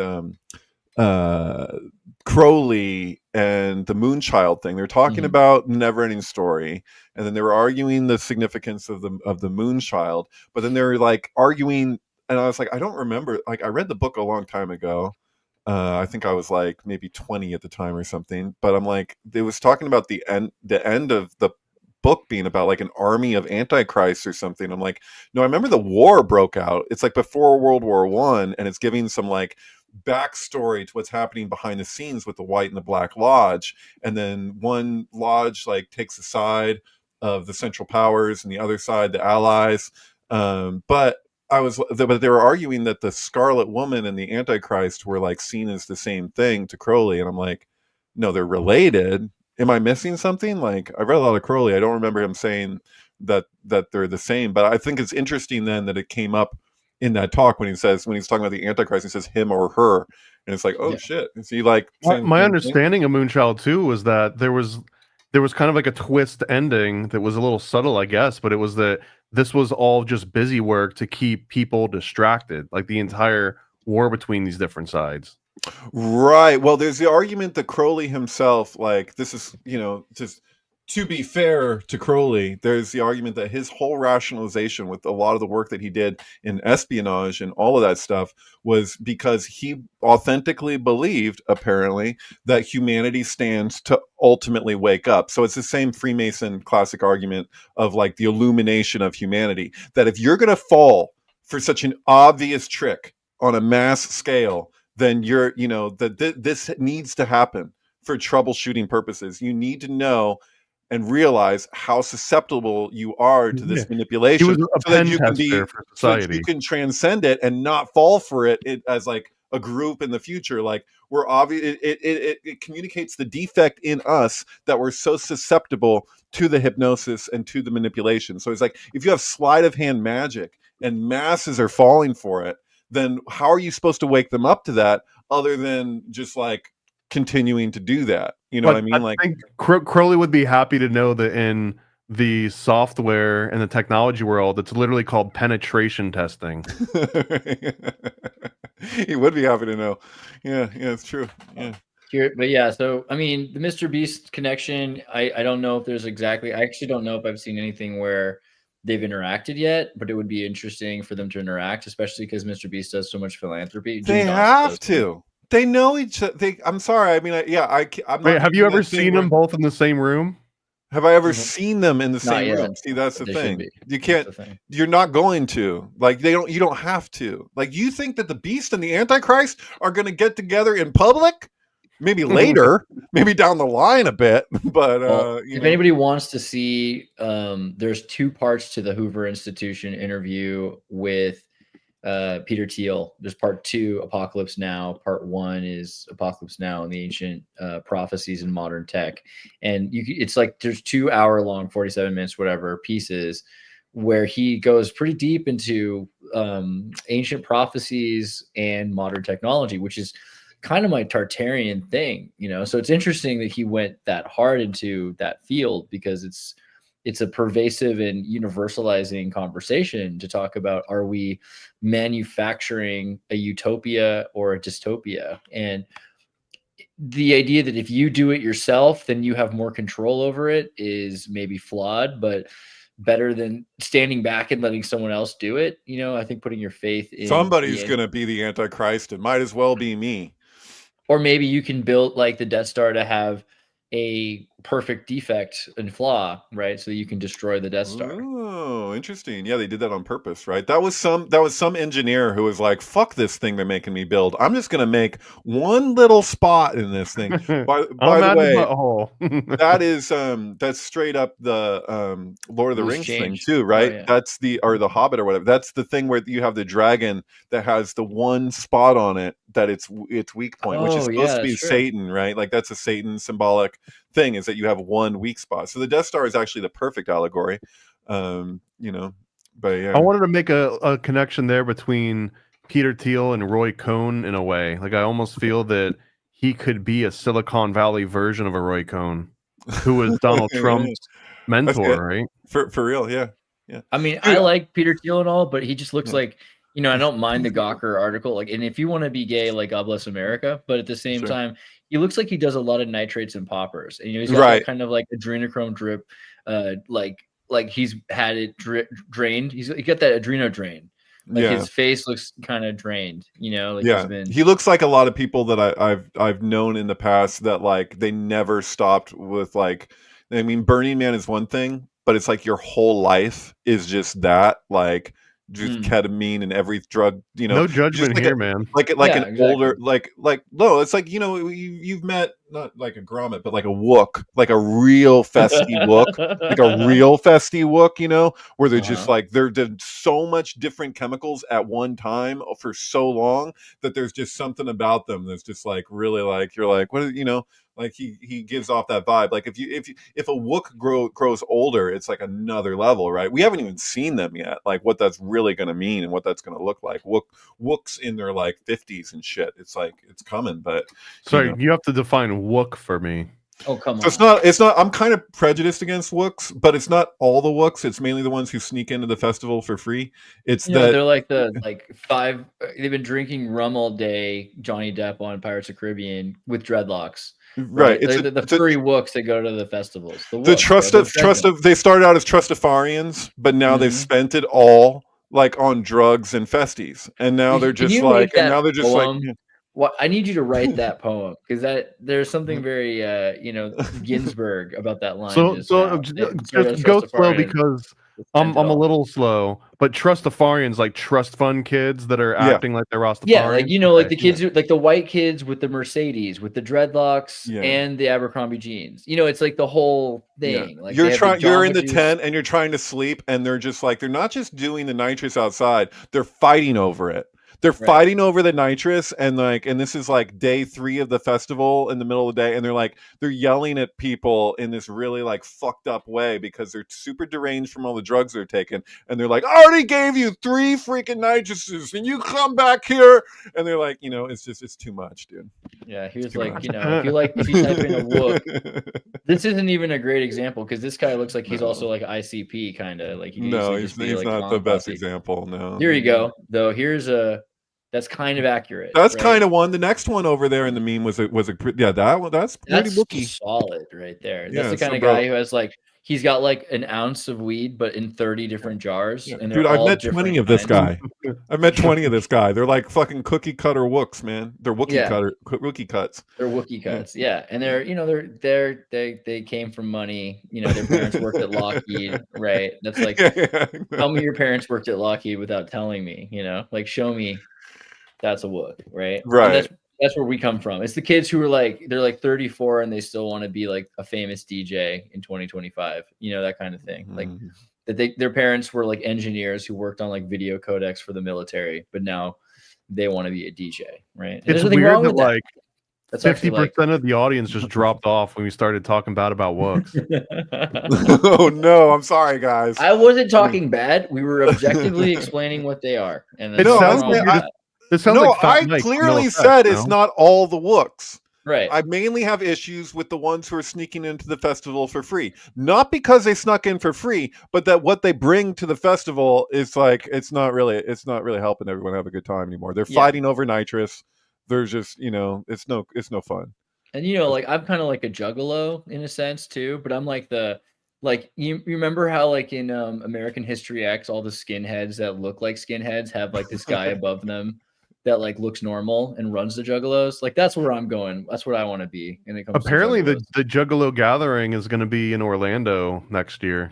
That sounds good. I would totally visit you for the Juggalo Gathering. But you should definitely bring like a lot of hydrochloroquine or something. I don't know. It just seems like a dangerous place to They're going to say ketamine. to mingle. Oh, it'll be there already. That's the thing. I don't know. Back on the Epstein train, or plane, right? There was the Steve Bannon is mentioned in that letter, right? A He lot. says he's with Steve Yeah, Bannon. would you rather be in an Epstein train or a plane? Sorry, keep going. Would you rather eat green eggs and ham? With Haven't the you fox? met Steve Bannon before? For sure, yeah. Actually, you know, like I had very nice interactions with Steve Bannon, and He sponsors Steve the show still, doesn't he? Today's show is brought to you by. Don't say it out loud. Got it. I don't know, but I'm also, you know, I'm friends with his nephew, or I think, right, his nephew, and so I know a bunch of the Bannon family now, and so it's interesting, like looking at.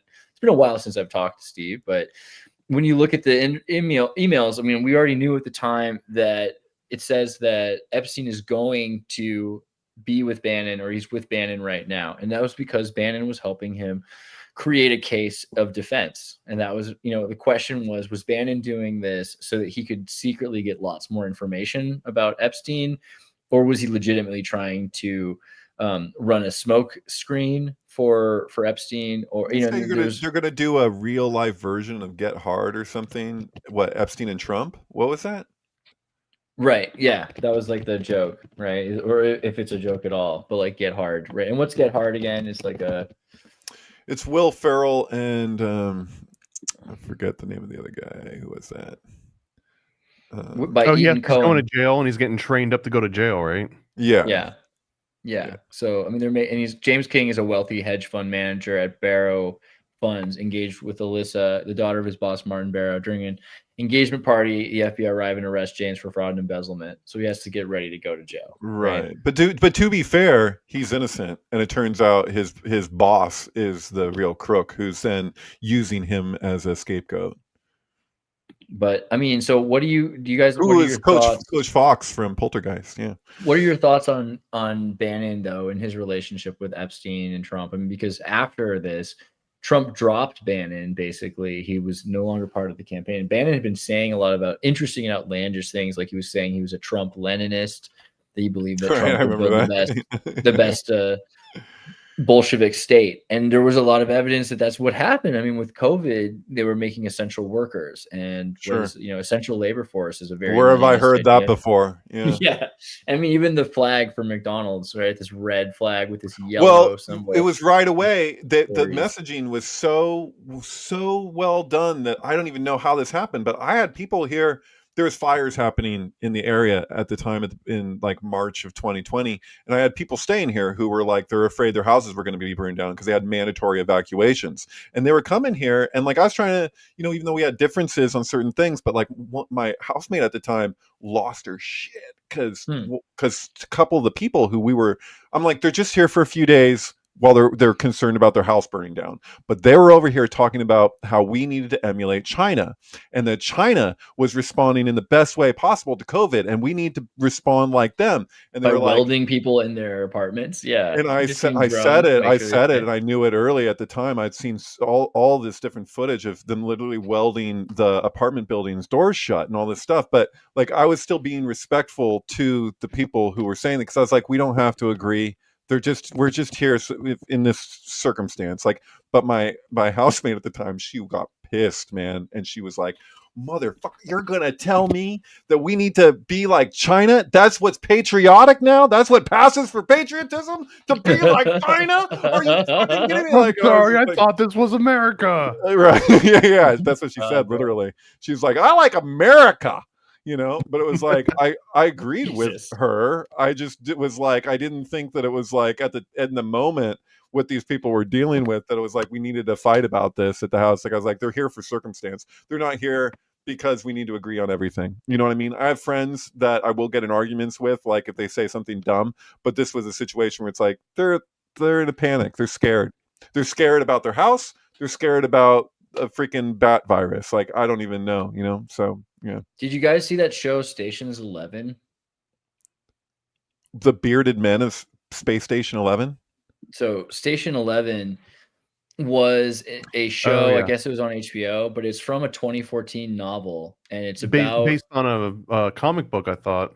Right, yeah. I think it is a comic book, or is it a novel? I think it's a novel, but it has a comic book in the novel, right? And it was about the Georgia flu, which devastates the world's population, killing most of the world's population, giving us a kind of postman period in civilization, where people, and they made the show right around when COVID was happening, like right before COVID happened.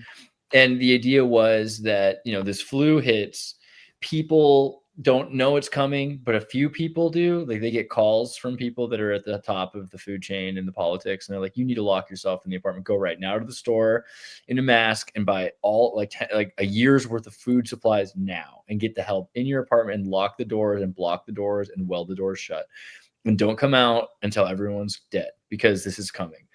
And there's this little girl that her parents aren't there for her, so this guy, he doesn't want her to die because he knows what's going on. So he brings her to his apartment, and she gets locked in his apartment with him, because she's like an actress, and her parents, she's just waiting for her parents to call so she can get him. And finally, after texting over and over again, she gets these messages back that says, the recipient of this phone, their corpse is in the New York morgue. Do not come here, right? Because like everyone's dying. And eventually society sort of, the people that survive do. It's like, but 98% of the population dies out. And so it's interesting because this was a already existing story about the COVID narrative, and B, it's way more extreme than what really happened in COVID. But this is kind of what people thought would happen. This is the kind of thing that's the conditioning, right? That's like people were conditioned with zombie movies and all this stuff. It was like, oh, I'm ready for this. I know exactly what Absolutely. Well, Utopia too. There were two different versions of Utopia that both came out, and the second one came out right at like the turning point of COVID, I believe. There was the UK version, there was an American version. What is up with freaking who's the John Cusack, like on Twitter and stuff. I'm like, dude, did you watch the show that you were in? Like, or are you just like down with that? Like, I don't get it. Like, it's bizarre. But I mean, we had that same conversation the other day, right? On the last episode about John Leguizamo being in the Waco series, Right. but yet he's still like not on board with the government all being psyops and cover-ups, right? So, Yeah. but it's like they get hired to say the thing in a certain way, so they say the thing in a certain way, and that's the end of it. So Cusack is a Q-tack, right? That's the idea. You know, he's a sack of Q posts, probably something like that. I don't know. I thought that was interesting, though. The Stations 11 show. I mean, it was, you know, it was kind of woke still, but it was an interesting idea. I just referenced the bearded men of Space Station 11 from MTV's The State. I don't know if you ever watched that show, where they're like, because I was using it as an allegory for something in a conversation, because it was like that whole thing where they're like, men cannot grow beards in space. And they're like, but here at Space Station 11, we have beards. Then you're an alien. But I'm not. Yes, you are. No, I'm from Pittsburgh. And it just goes back. Did you find it? Is that at least a play version of the Bearded Man of Station 11, The State, 2023, Moore Theater, Seattle. Theater. Okay, well, it looks like it's censored, so I don't know what's happening. It's black.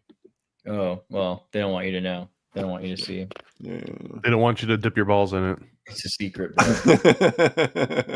He just went that way. He's wearing a short sleeve shirt and a tie, and he's yelling about his balls. Sorry. It seems like that. Okay. So, okay, this is not really like a major like point of the show, but like, so why do you hate musicals, Tom? Like, what's wrong? Why don't you understand that like the Ayurveda and the history of musicals, and that it's the most important kind of media? Is this an intervention? Well, just intervention. know that I actually really, really liked Book of Mormon. I've seen it, and I would go again. I would pay money to go and see it again. So it's not a blanket all musicals, but I just in general feel, especially in movies, that a musical is because the writers needed to figure out another 20 to 30 minutes of runtime, and it's real easy to stretch that out by throwing in gratuitous musicals all the way. So I can disprove that with Howard Ashman's the Little Shop of Horrors, right? Because they completely took out huge chunks. That gets a pass too. That's a great movie. Great movie. And then what about the Little Mermaid? You know, for instance, another Ashman piece. Part of I mean, that one same gets music. a pass, although I wouldn't say that The Little Mermaid is like a movie I would put on and watch repeatedly. But you know, you wouldn't say that because you don't want to get like doxxed by people that are looking into you. But it's actually really similar. Like Suddenly Seymour sounds like it could be a song in Little Mermaid because it's the same guy. And Sausage Party, same guy who did Sausage Party. How's that for a musical? People don't even really understand The Little Mermaid either. You know, like people don't understand Sausage Party either. Yeah, well, Sausage Party freaks me out. I mean, isn't that like kind of about like a Bohemian? It's like a weekend at Bohemian Grove, but they've turned it into anthropomorphic characters. But isn't it kind of because it's about that? It's like what they do with Bohemian Grove. Is that not what Sausage Party? Yeah, isn't Sausage Party kind of about this? Like, you know, it's a statement on like society and like and the elite, the Illuminati elite and the structure of everything. Yeah, totally. This is the Seth Rogen one where they turn into sausages and it's like all sex jokes. Turn into sausages. They're born sausages, bro. They're sausages the whole time.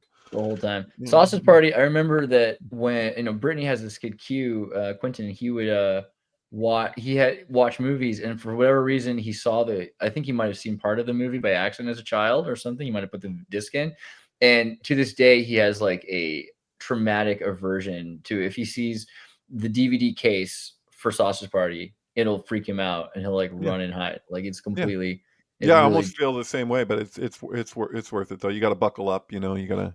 It ends with the research chemical bath salts scene, which is pretty intergalactic, kind of like the bath salts being the thing that allows people to actually see the real world of that the food is alive. Yeah, which is probably is probably true. Yeah. The thing that I think people don't understand about Ariel is that she's a siren, and that the prince doesn't actually love her, right? Like the whole thing is sirens crash ships, right? So the beginning of the movie is she's near a ship and she causes the ship to crash. She had loose lips. Loose lips sink ships. Yeah, because she's a mermaid, so I forget how that works exactly. And so when he's in love with her because he's heard her voice, like he's hypnotized by her witchy siren voice. But as soon as her voice is in Ursula, then the prince is now interested in Ursula because he's hypnotized by the voice, which is why Ursula wants her voice, because she's a siren, right? So Because she's she's a siren. Well, the original story too is that she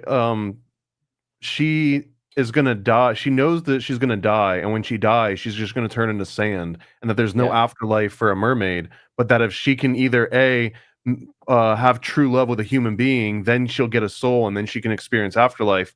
Or if that doesn't pan out, she has to kill him. And in the story, it doesn't pan out, and then everyone else is convincing her, you have to go and kill that dude now. If you still want a soul before you die, you have to kill him and take his soul. And then she ends up not doing it, but then that was like an act of love. It gets wishy-washy. It was it's like a Christian shit test. Like if you're like a saintly person who's a self-sacrificing mermaid, they're like, all right, you're in, and then she becomes like light. You know, if you guys considered that the castle with the phallus in the cover of Little Mermaid, the subliminal phallus, that is actually like there for symbolic purposes, not just somebody being, you know, like cheeky or whatever, but like Fox that's supposed Saga. to be there. They're everywhere. Right. Like I'm just like in terms of like the symbolism of the Little Mermaid and everything, like they're like they put it so central. It feels to me that this subliminal wasn't just like some artist who's like I'm just gonna draw a little dick in here. No, there's likely a deeper idea why this goes there, you know. Like how deep do you think the Dick Castle goes? Yeah, I'm saying pretty deep. Pretty deep. I think Little Mermaid's pretty deep, and so is Aladdin. Yeah, because it connects to the original, like what you're saying when you're pointing out that she's the siren and the voice thing. All of these Disney movies, like they still carry with them the original stories, like kind of like edgier sides, like you know, like they'll still include it in there. It's just in a different kind of subliminal way. Right. Like it's like ever since you take in Snow White, take her heart out and put it in this box, it feels like this because that was the first feature animated film ever made. But it's like following that, it's like they had to like, okay, we're gonna present it in this way through this, you know, the another good way, example you know? of that, where like they always have the original story, but it's kind of rounded off a little bit, is in all of there's in two different Peter Pan movies at least.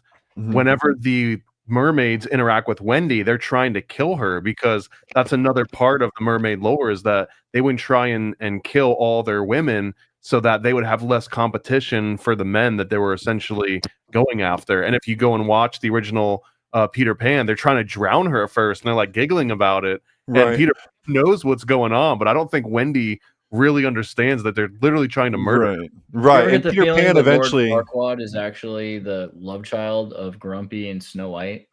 Same haircut, same stature. Total sense. I see it. Yeah. I think that's the thing. But you know, the thing with Peter Pan, I've talked about it before on here, but yeah, that Peter Pan, the original story itself. First of all, he's Pan because Pan is Hermes' son, so like, you know, he's also Hermes, so he's got the fleet feet or whatever, but he's killing those kids when they reach a certain age. That's why they never grow old. And the pirates are the Lost Boys who have escaped Peter Pan, who he wasn't able to kill, and now they've turned against him, and now they're pirates.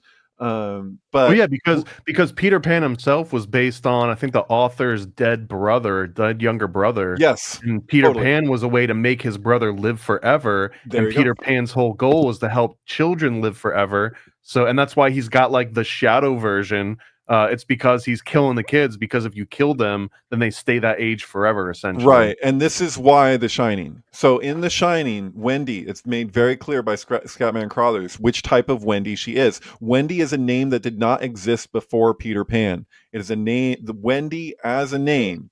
Yes, that version of Wendy, Wendy, was made for that originated with Peter Pan. What does he say? Wendy, darling, light of my life. I don't want to hurt you. I just want to bash your brains and whatever. But Wendy Darling, that's her freaking name, is Wendy Darling. They make it explicit. And what is he doing? He's trying to kill his kid. Like, it's the Lost Boy. Have you the Lost Boy? I don't know if I got duped by AI or not, but there's a new Stephen King TV show called something Drury Lane or whatever the heck. Yeah, and apparently it has earlier life Dick Hallorann, like when he was in the military or something. Like they're doing like retcon on Dick Halloran's like whole background. Weird. Yeah, Yeah, it's an the interesting band show. Pennywise came out like right after the first movie came out, like the same year or something. I forget. I think their debut album was like directly following it. So yeah, you're supposed to play Pennywise with the original version of it, but I won't do it because I don't care. But I think that's the thing. But I don't care. Okay, so wait, what do you got going on, David? Anything you want to share in here? I don't know. I just put up some new sync films that weren't up previously on the website. I think they were actually on my Twitter still in the highlights. But yeah, no, it's just put up the 13 of and Marilyn Manson. eat me, drink me. No, I bet she appreciates that. Yeah, I don't know. He'll see it soon. But that album, Eat Me, Drink Me. Like I tried that with so many things. I tried it with over the years. I tried it with Fearless Vampire Killers because of the Sharon Tate thing, and then and I tried it with Rabbit Hole. Actually, I tried it with Eyes Wide Shut. Just anything because Eyes Wide Shut. Nicole Kidman is Alice. The daughter's Helena. Helena is Alice's teacher in Alice in Wonderland at the beginning, but she's in this case in Eyes Wide Shut. She's studying with a tutor instead of it being her mom. All the symbolism. I tried it with so many things, but this is what ended up being. But this actually feels kind of personal to him. I might not keep this as the header. It's just because it's the most recent one I uploaded. It just shows up here. But yeah, I don't know. This is crazy stuff. Yeah, this is a trip one for sure. It needs to be checked out. You also have Eagles of Death Metal. With Peace Love. Yeah, I had a different version of the. This is an upgraded version. Like the original that I had on the website was like I'm even trying to changing some of the videos. Like if they weren't as high res, like if I had it as 720, so now it's 1080. I just was like I prefer it this way. So yeah, that kind of thing. But yeah, no, this is crazy. This actually connects to Hinckley. There's a scene in this movie. Where the kid is reading Catcher in the Rye, really, and Jane Fonda, he's in a hammock, and Jane Fonda, not Jane Fonda, excuse me, Freudian slip there. What's her name?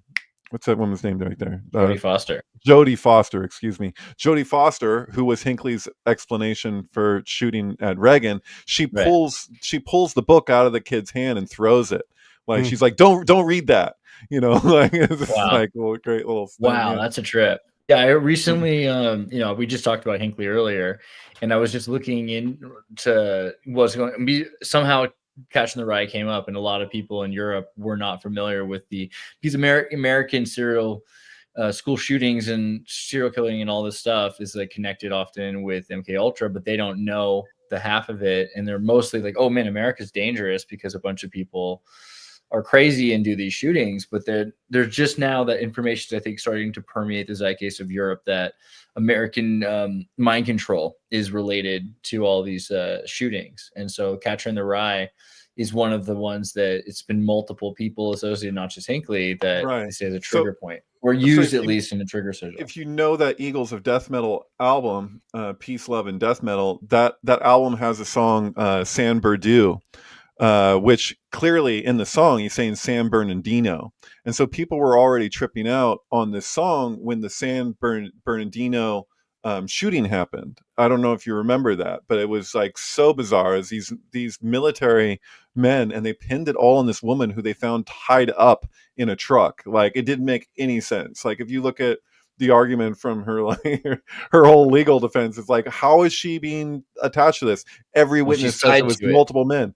She's literally tied to it. But it was so insane because there's like the San Bernardino, San Bernardino thing with this. And then shortly after that, I forget the timing of all of this, but it was around the same period where this big shooting happened in Paris at the Eagles of Death Metal show during that song, the Devil song, I Know the Devil, I Sing a Song. And what's crazy on a personal level is like I put this sync together. I kind of regret not bringing a sign that says Steal Home, because I would have tripped him out, because I actually don't rule out the possibility that there's an intentionality with this one in particular.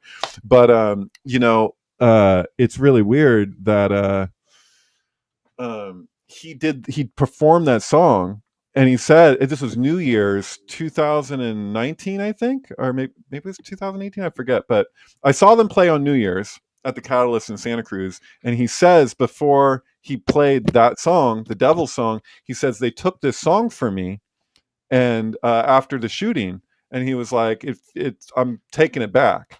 So he like performed this song at this New Year's show for the first time since that event, meaning he had done shows following that shooting, but didn't include that song that he played while the shooting happened, which was probably done for symbolic purposes. You know what I mean? Like at this song, this is when it starts. But it was a kind of a heavy hitting thing beyond just like that is a terrible shooting that happened at a concert.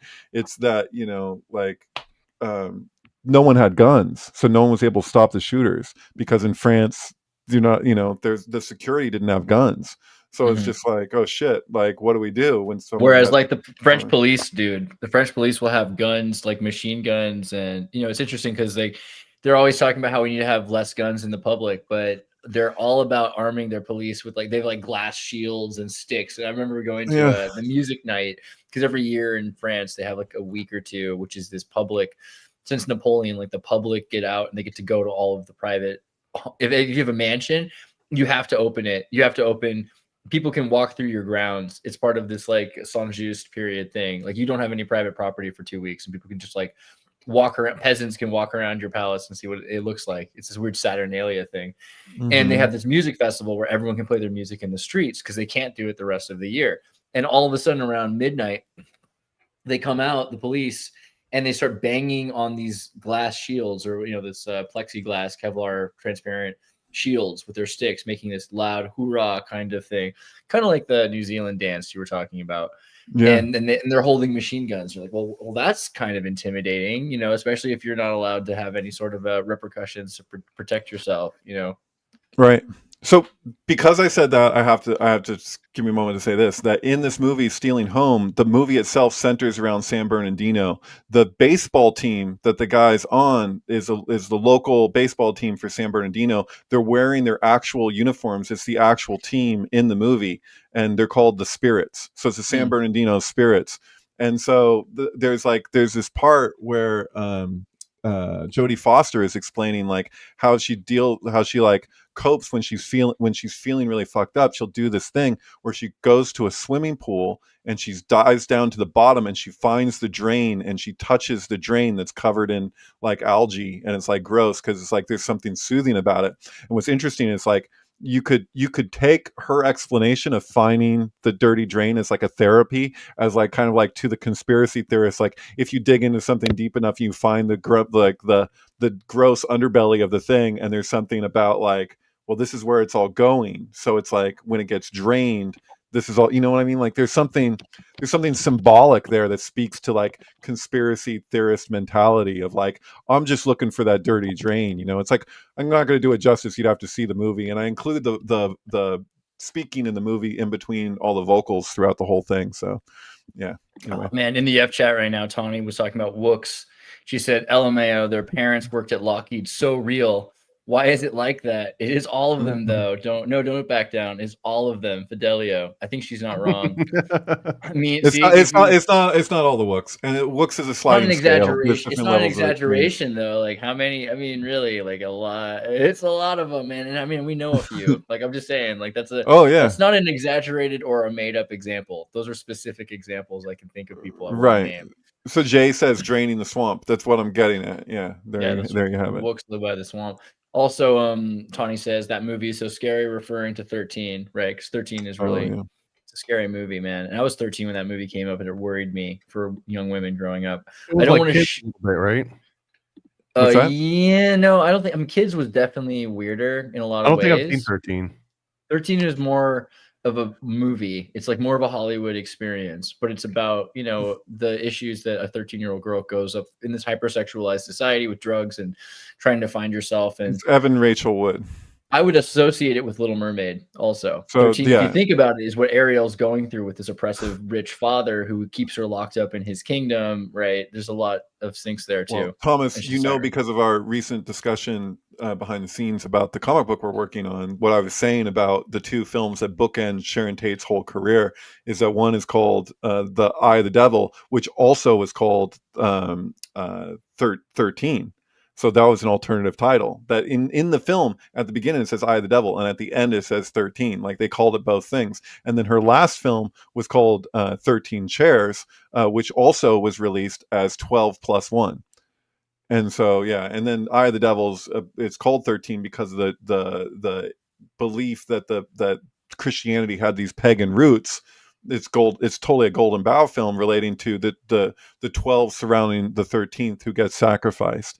And in this case, it's for the crops in the film, and so the guy has to be a willing sacrifice. Holly Hunter is great in the movie 13. It's true. She's a But mom. also her name is good, like the Holy Hunter, right? The Holly Hunter, Hollywood Hunter. Hollywood Hunter. Yeah. Totally. Anna Nicole Wordsmith is in the middle of doing a running commercial right now, and she just sent the picture of the logo for the running company. And it's Peter Pan. It looks like Peter Pan is Nike, right? It's That's, kind of it's Hermes. Yeah. Yeah. That's Hermes Nike. Kind it's of a hermetic running company. Yeah. I mean, what are the chances? What are the odds? Okay, Paranoid American, what about you? What are you up to? I mean, speaking of Holly Hunters, and we're coming up on what Sol Invictus and Christmas and right. You know what Hanukkah and all the other means, things right? that you need cool gifts for. So if you want to be the coolest gift giver, or if you want these, send it to someone. I've got the only and the best illustrated Illuminati background comic. This has got 50, I think it's like over 70 illustrations, some of them of actual Bavarian Illuminati rituals that have never been illustrated prior to this one. Where is this at? Where do I click on the link there? At the very top, that's are you under Illuminati mind control? This talks about Sol Invictus. This is the best present for Sol Invictus, and it basically gives you the entire background on the Bavarian Illuminati and Templars and Freemasons and mythology, and it's even got like Doja Cat in here. It's got every single possible reference that you could imagine when it comes to Jeffrey Epstein's in here, P. Diddy's in here, Bohemian Grove is in here, Skull and Bones is in here. We didn't leave any stone or skull unturned on this one. So nice. I think this is probably like one of the best stocking stuffers you could find. And then Geronimo's in here? Nice. Geronimo is in here, yes. We should actually make like Geronimo. I have a thought too. I want to do like an album together, Paranoid, and it's going to be called Now. That's what I call mind control. Just be like the Now cover. And if you buy the special edition, it should come with a plastic cast mold of the skull of Geronimo that you can drink out of. Do you remember the elephant bar? And they used to have like the elephant foot cups for kids to drink out of, and like the tiger cup of the elephant bar. I want that, but Geronimo's skull. It's a great idea. We need an elephant bar. If anyone wants to start like a series of a chain of restaurants, and they're like looking for like there's a lot of bars in downtown New Orleans that basically have this as their gimmick. That every year they've got some new interesting skull or like drinking capsule. We just need like the what's it called, the Rainforest Cafe, but for the Illuminati. It'd be the Rainforest Cafe, and it'd be with animatronics and everything. It'd be about the Skull and Bones, and there would just be like businessmen drinking out of skulls and doing weird things, and they're all made out of animatronics on the sides.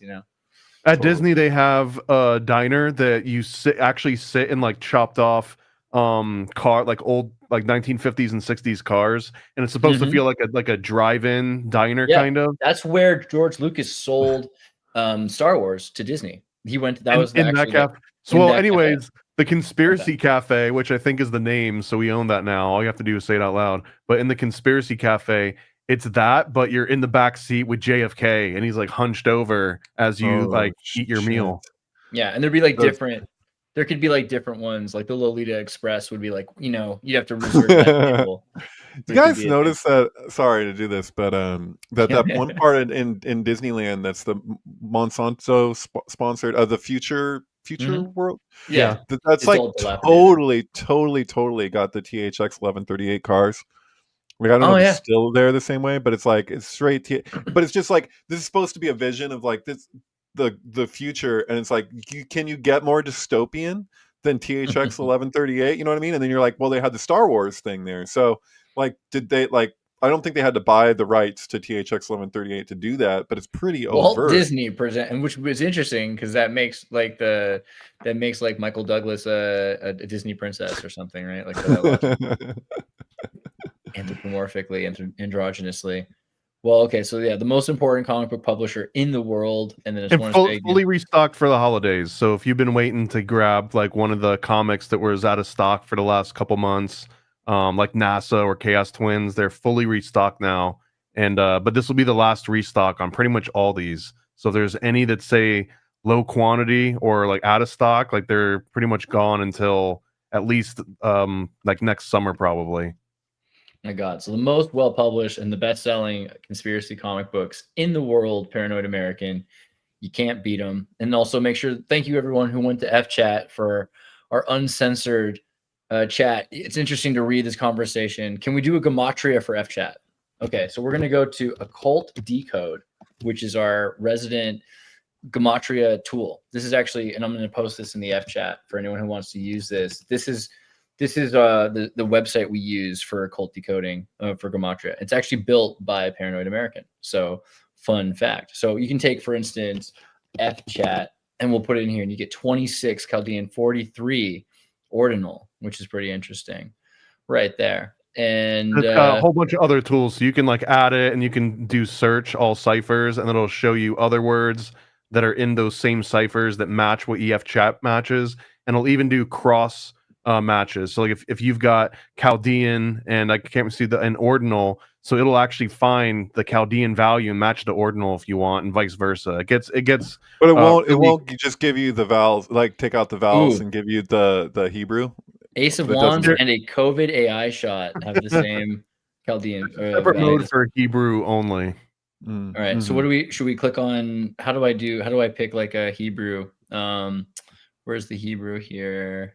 I think it might be hidden behind a login now. The same thing with I got the IMDb reference. So now you can take any movie in IMDb after you log in, and it'll automatically show you all the different actors that were in that movie, all the alternate titles that were in the movie, the length of the movie, and it'll run gematria on the actor's name, the character name, the movie names. Dude, Adolf Hitler. Like you can go down like a wild rabbit hole and not come out for days. Well, you have it there. Adolf Hitler is 43. Okay. So take that with a grain of salt or two. Alexa, Alex Marks, Al Jazeera. Yeah, we're just in the A's. You're just right in the now. A's, yeah. This is the Adrenochrome, only Adrenochrome, and Ashkenazi. Adrenochrome. Wow, is that true? Ashkenazi adrenochrome? What? Oh, this is pretty good. Ashkenazi adrenochrome and FChat. I'm really proud of this. Bath salts too, and basketball. You know, like you're gonna have to go through a list because it's amazing. Born Unholy, oof, Bowles, Brad Pitt. These are all related concepts in and of themselves. For the British Empire, butterflies. This all represents EF chat, doesn't it? Yeah. This is incredible. Clouds, concussion, coronavirus. Man, I'm just gonna stream through this. Freddie Mercury even got in there. Gannon. Oh no, that's Gannon's the bad guy from Link, right? Gal Gadot, God help us. God, Hawk, Harp, Hector, Hierophant. I mean, there's some pretty good ones here. So. Well, 43 is a pretty low number, and you get the higher numbers, it's going to obviously be less words. But yeah, true. Yeah, so we'll have to look and see. I have to log in and register. You monster. I'll do that, but then I'll be able to get the Hebrew. And then I think you'll really like the IMDb one, the one that can actually do all sorts of movie syncs. All right. Well, I'm going to tell everyone that we'll all make accounts, and next week we'll use that. So that's pretty great. So yeah, you plugged in IMDb into your gematria calculator. Yeah. I'll see if I can. I don't even know if I remember my own login, but yeah, you can go in and you can type in the name of a movie, and it'll give you like a whole list of Can you add like an X login so I can log in with my X account? Because that's the easiest. We'll get there. I need the EF chat devs on Occult Decode to keep up the progress. But yeah, you put in the name of a movie, select it, and it'll show you every single character in that movie, both the actor's name and the character name, and it'll run the same gematria ciphers on all of them, and then it'll give you like the runtime. It'll give you the date when it was released, the theatrical release, the DVD release, so that you can connect all the numbers that you've been dreaming of. Oh, dude, I'm going to be using that. That's great. Awesome. I'm logged in now. Keep going down, and there'll be like a movie section. There should be. Where's the? How do I add Hebrew? Where do I? Add keep going. Let's skip the Hebrew for a second. Oh, you son of a. Okay, all right. This is all movie decoder. There you go. So like type in, whatever movie. Watch, it's gonna break now because we're doing like a live demo. Type in a movie. Okay. Okay, so pick one of these. Use this movie. I'll use this movie. Okay. And then there you go. It'll give you all the different dates, and it'll also give you, this is Alex K's request, but it'll give you the actual days between like the midpoint of when the movie came out and either the birth or the death of the actor when they were in it. So you've got all sorts of ways that you can connect. This is an gematria. amazing resource. This Good is job, really Thomas. good. And you're using. I'm gonna just assume you're using Chaldean because Hebrew is a made-up language from the 19th century. Is that kind of the joke? Like, and so Chaldean's like from the actual Talmudic exile. Apparently, according to all the gematriists that take it really seriously that I know, they all sort of use Chaldean as the go-to when you're using English. Babylonian the real one exile, would be Hebrew, sure. but Hebrew has so many rules where it's like, well, if this character was in this position of the word, then it counts as this number instead of this number. So It can be far more a calculation. final will have a different value. So like depending, and not everybody uses that. So you could still just be like, oh, it's a final letter. You could still apply the same value as if it wasn't a final. So. What I'm finding elsewhere is that in Jewish gematria, the value for FChat is 1, 2, 3. And so 1, 2, 3 is an interesting one because you've got Abraham, Fibonacci, the God code,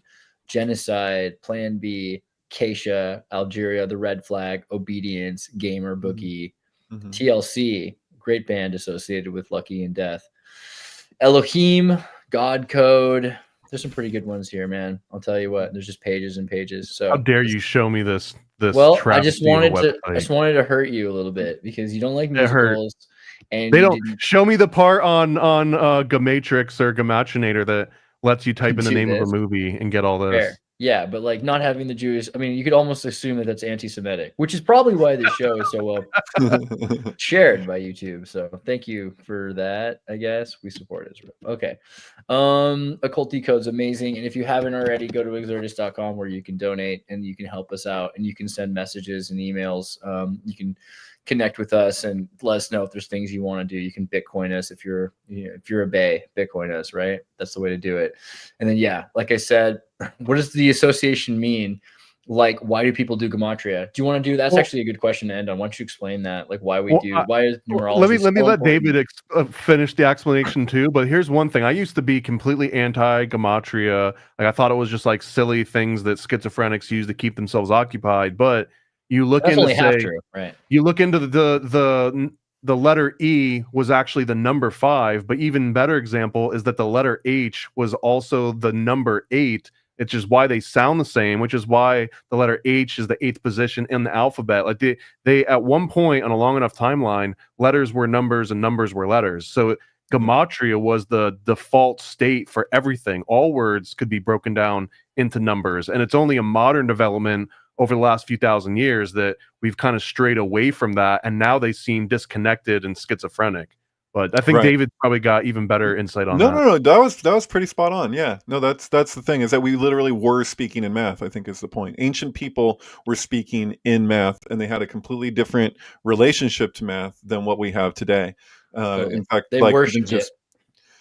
It's us. We are like Sephiroth itself. When you're looking at the Kabbalistic tree of life, that means numeration.